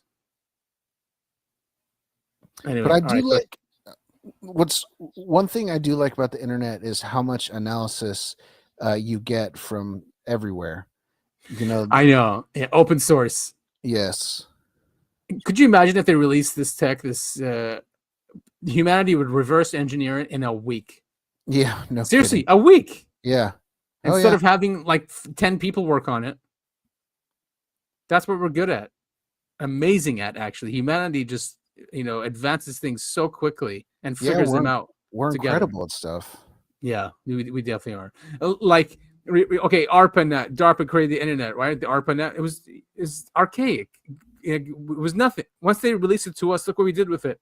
Same thing with crypto. Crypto is the same thing. It was given to us. Look what we did with it. So just incredible stuff, man. Humankind is we got a lot of problems, but yeah, overall we're pretty cool, bro. Agreed. And then you shared with me a case which I've never even heard of before. Of course, everyone's shitting on it. I would love to do a deep dive on this, but I don't know how much information there really is on this. Yeah, it might be like just a story, basically, right? Like I don't know. We'll have to look into it. The Ronnie Hill incident of 1967. On the afternoon of July 21st, 1967, 14-year-old Ronnie Hill of Pamlico County, North Carolina, reportedly captured one of the most curious photographs in UFO history. And it looks like a little gray alien or a little alien in a metallic suit with a UFO behind him. Right. There's another picture if you click to the right. Whoa. There it is right there. I think that was the original. The first picture is the enhanced version. Look at its eyes are glowing. Mm-hmm.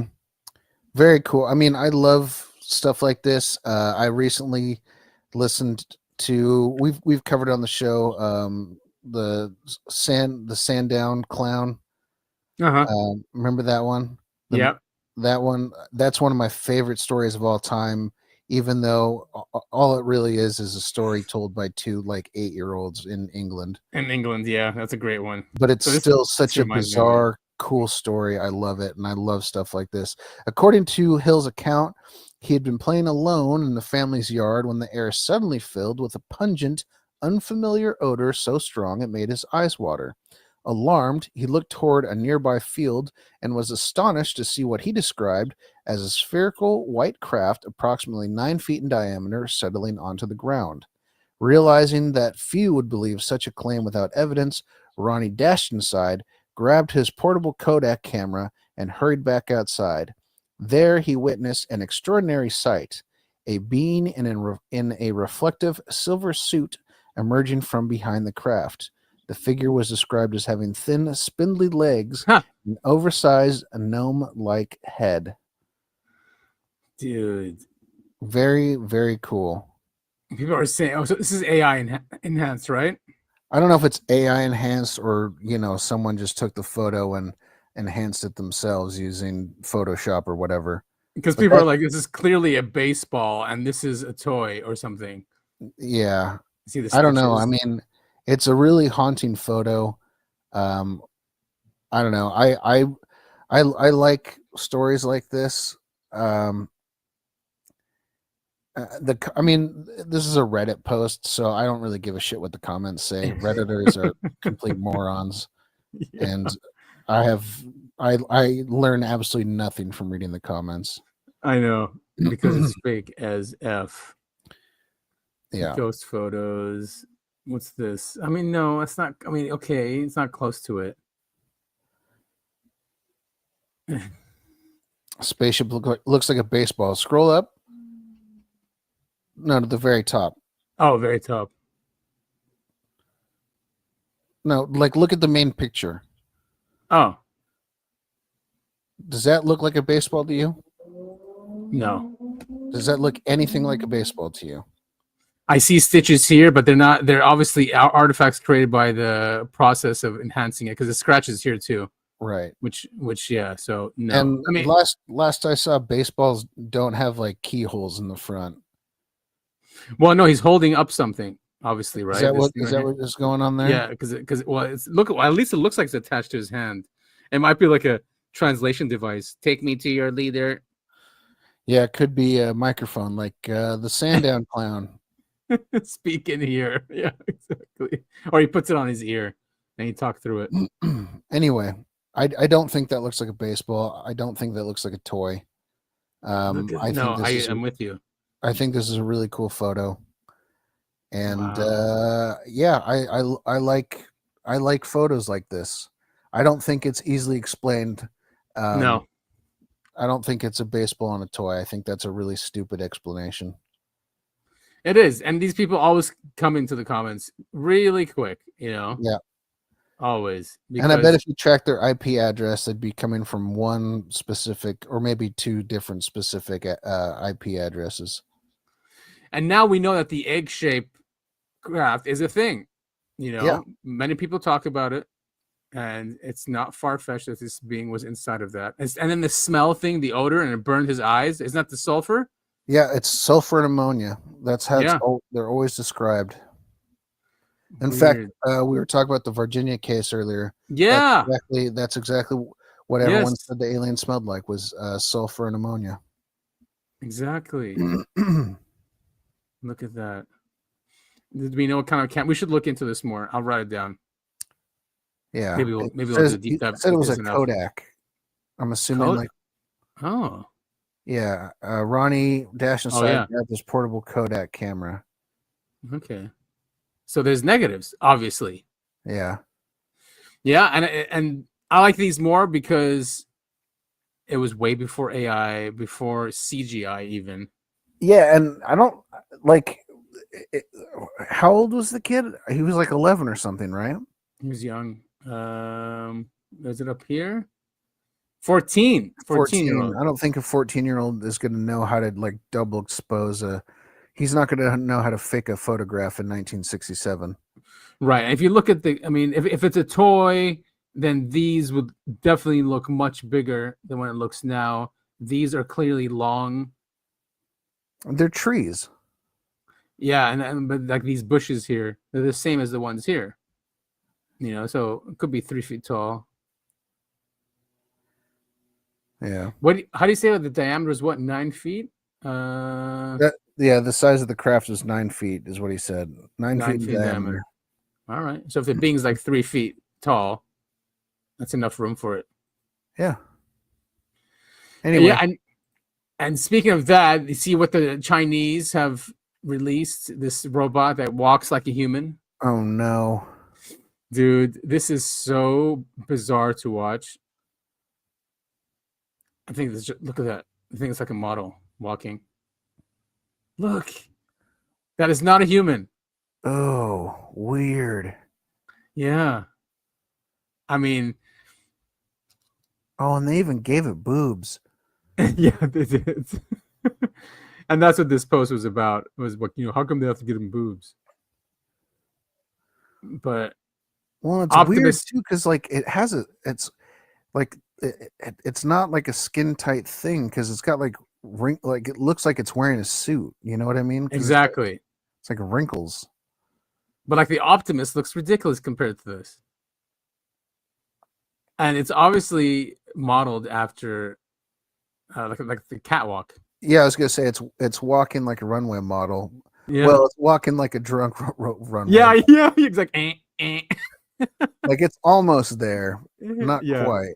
Right. I mean, where are we going with these? The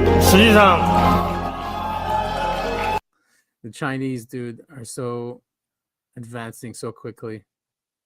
This guy's talking about how he's about to have sex with this robot. No more loneliness.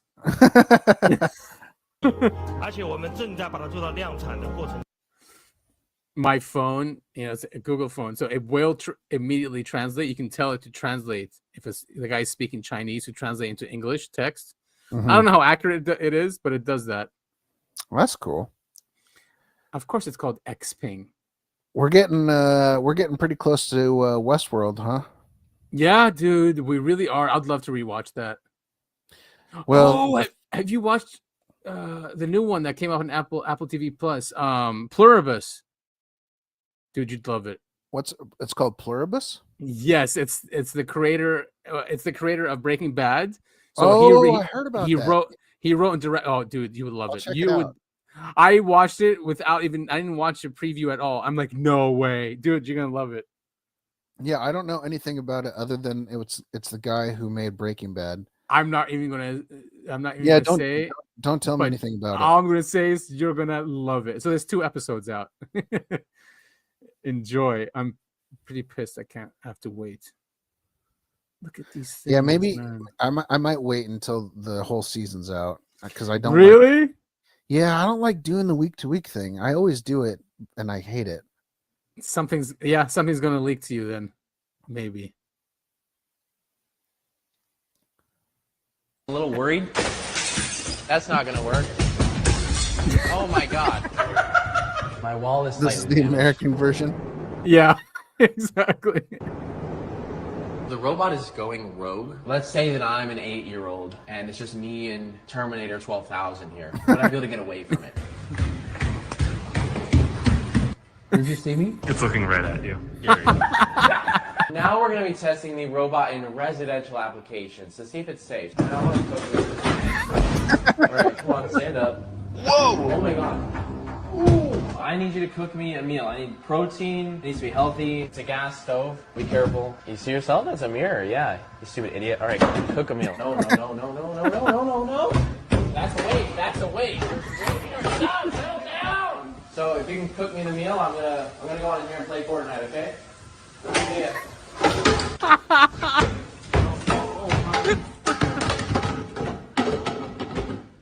What the?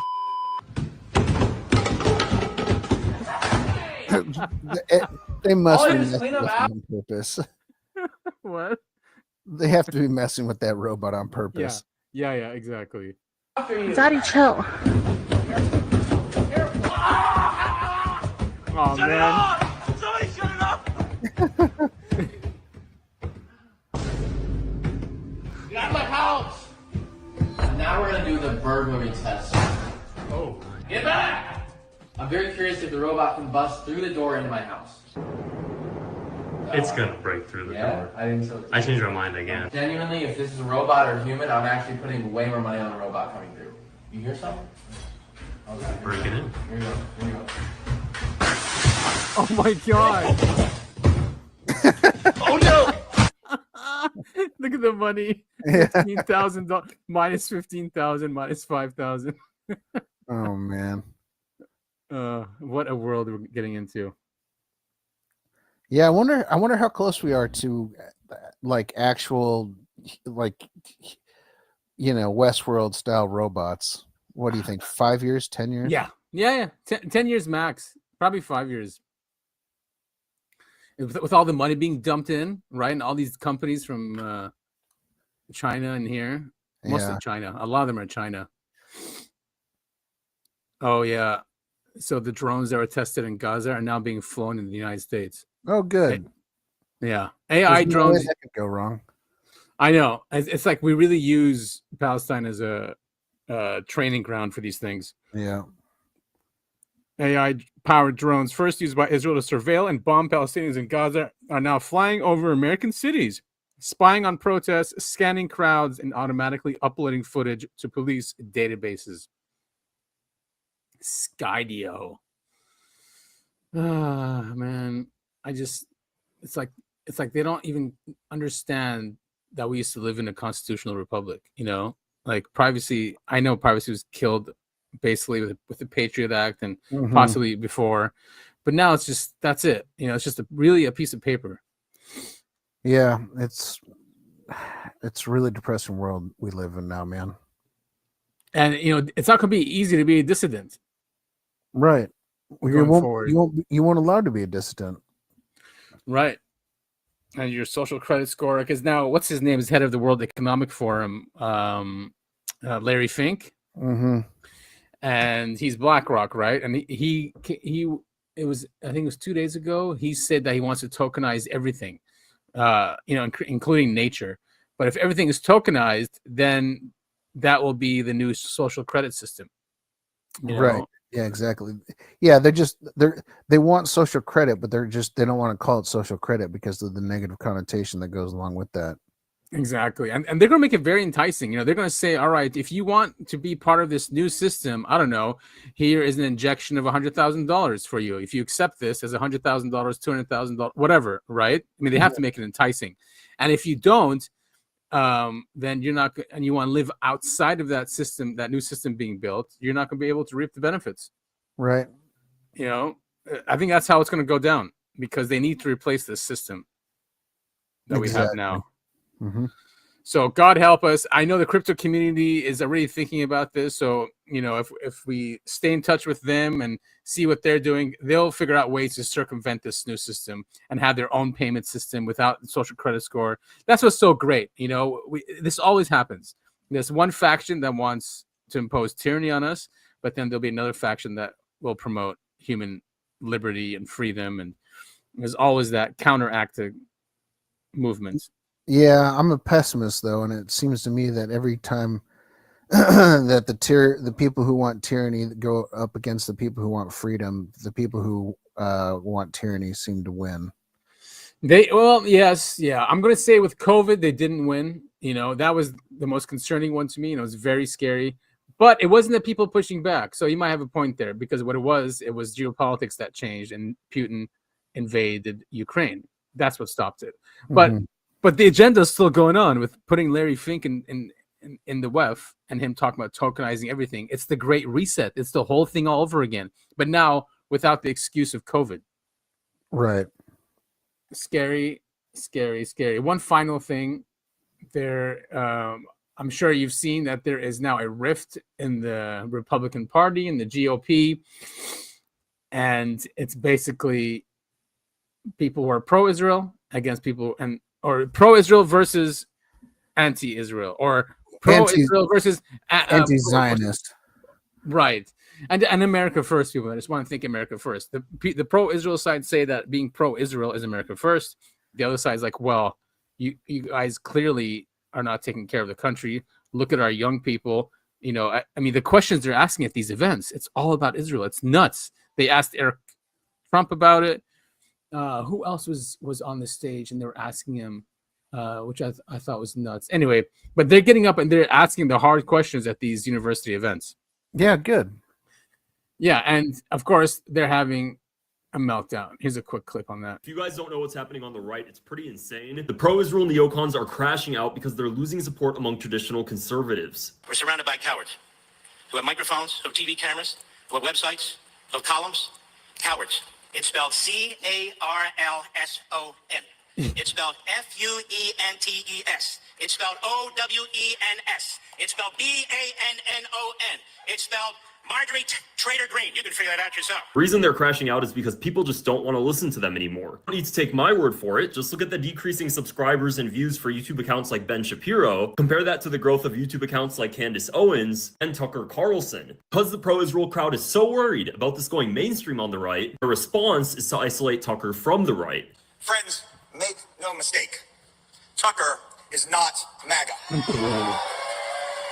Ultimately, the subtext of all of this frantic pro-Israel wagon circling is that the polling isn't good for Israel. They are losing America and they know it. You think your stupid little podcast, or your stupid little subscription program, or your little TV show, or maybe you have a little radio show, is going to change the world? Like hell it is. Not if I and everybody else have something to say about it. Mark Levin is a complete psycho, man. Yeah, no kidding. You think your little podcast, your little TV show is going to change the world? Yeah, I mean, it's so obvious who's getting that APAC money. I know, yeah, and they're seriously losing it. And the X algorithm has changed. That's all I see in my feed is these pro-Israel guys. And then you go in the comments and everyone is dumping on them. Everyone, like, dude, it's. I can't believe we're here, but I know what usually follows. That's what's really scaring me. I love that everyone's waking up, but what follows is going to be bad. Yeah, these people are nuts. Yeah, looking. We're probably looking at another false flag attack. Something that's going to make Israel look real good. So they get all the support back. Right. Yeah. I mean, they'll try anything, and maybe that won't even work. I think we're at that point. We're at that point where if something happens, we're not going to fall for it. At least I that's sure- what I'm seeing. I mean, there's a lot of warnings out there. But if a financial crash happens, we have no choice. Or okay, let's say who takes care of our grids, right? It's Israel. Our cybersecurity on the electrical grid. Right. It's Israeli companies. So say they take down the electrical grid. In 2 days, the food goes rotten, right? Because your fridge is not working. Mhm. 2 days, the food goes rotten. People will start leaving their houses and start looking for food. Okay, and that's when it gets bad. You're talking about just 2 days when there's no electricity.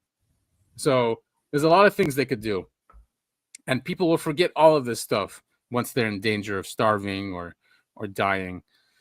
Yeah, man, it's really scary stuff.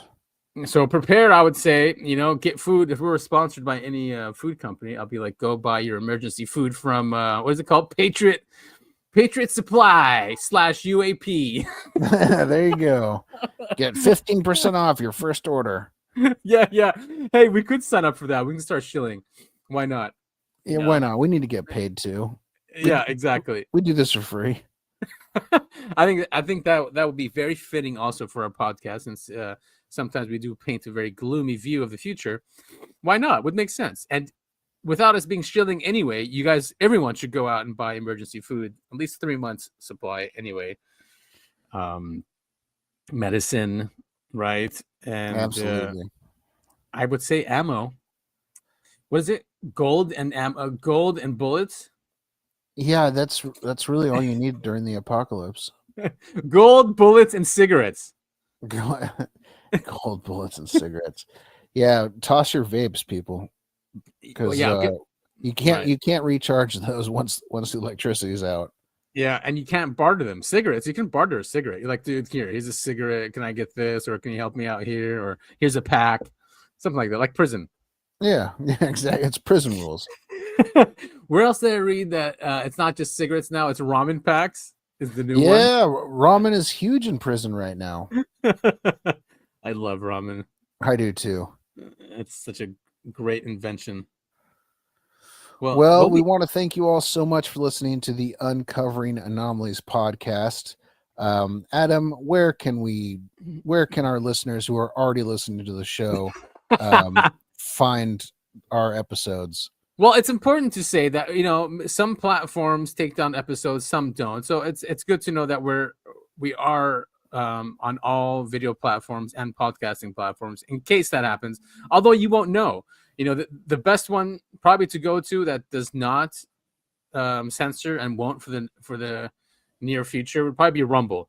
So we're on Rumble, we're on YouTube, and BitChute as well, and Odyssey. So we're on those. But Spotify took off our episode last week. Which 2 weeks ago, which sucks. And so yes, we are on Spotify. You probably found us there, and Apple and all those other big podcasting platforms. We are on X as well at UAP the podcast. I'm at Breakaway Civ, and Topher is at Topher It All. So shouldn't be too hard to find us. And we appreciate you guys listening to us, watching us, send us feedback. We did get some pitches by email. I do have to discuss them with Topher first.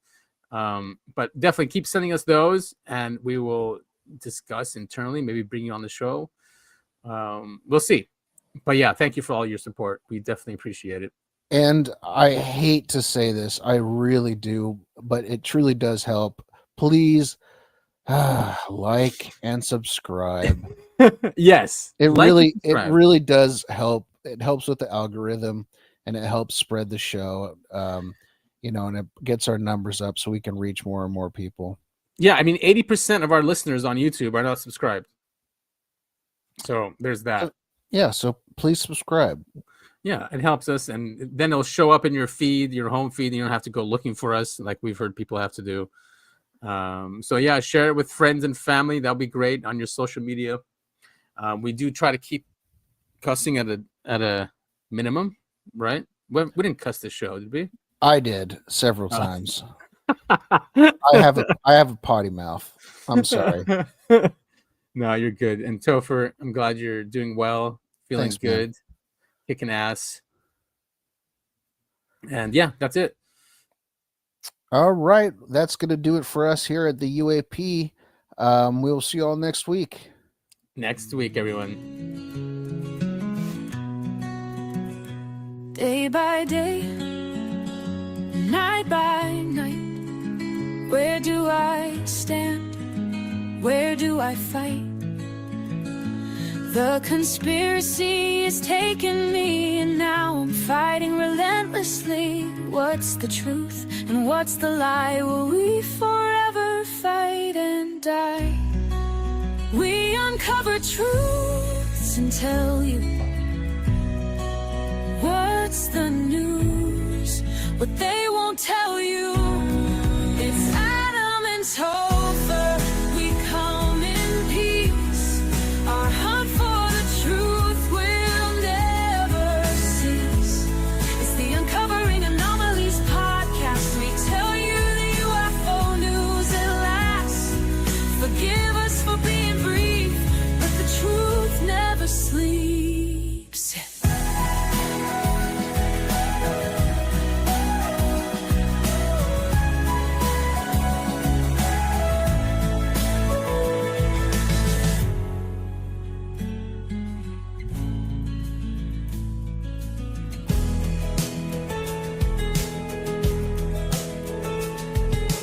Day by day, night by night, where do I stand? Where do I fight? The conspiracy is taking me, now I'm fighting relentlessly. What's the truth and what's the lie? Will we forever fight and die? We uncover truths and tell you what's the news, what they won't tell you. It's Adam and Topher, we come in peace.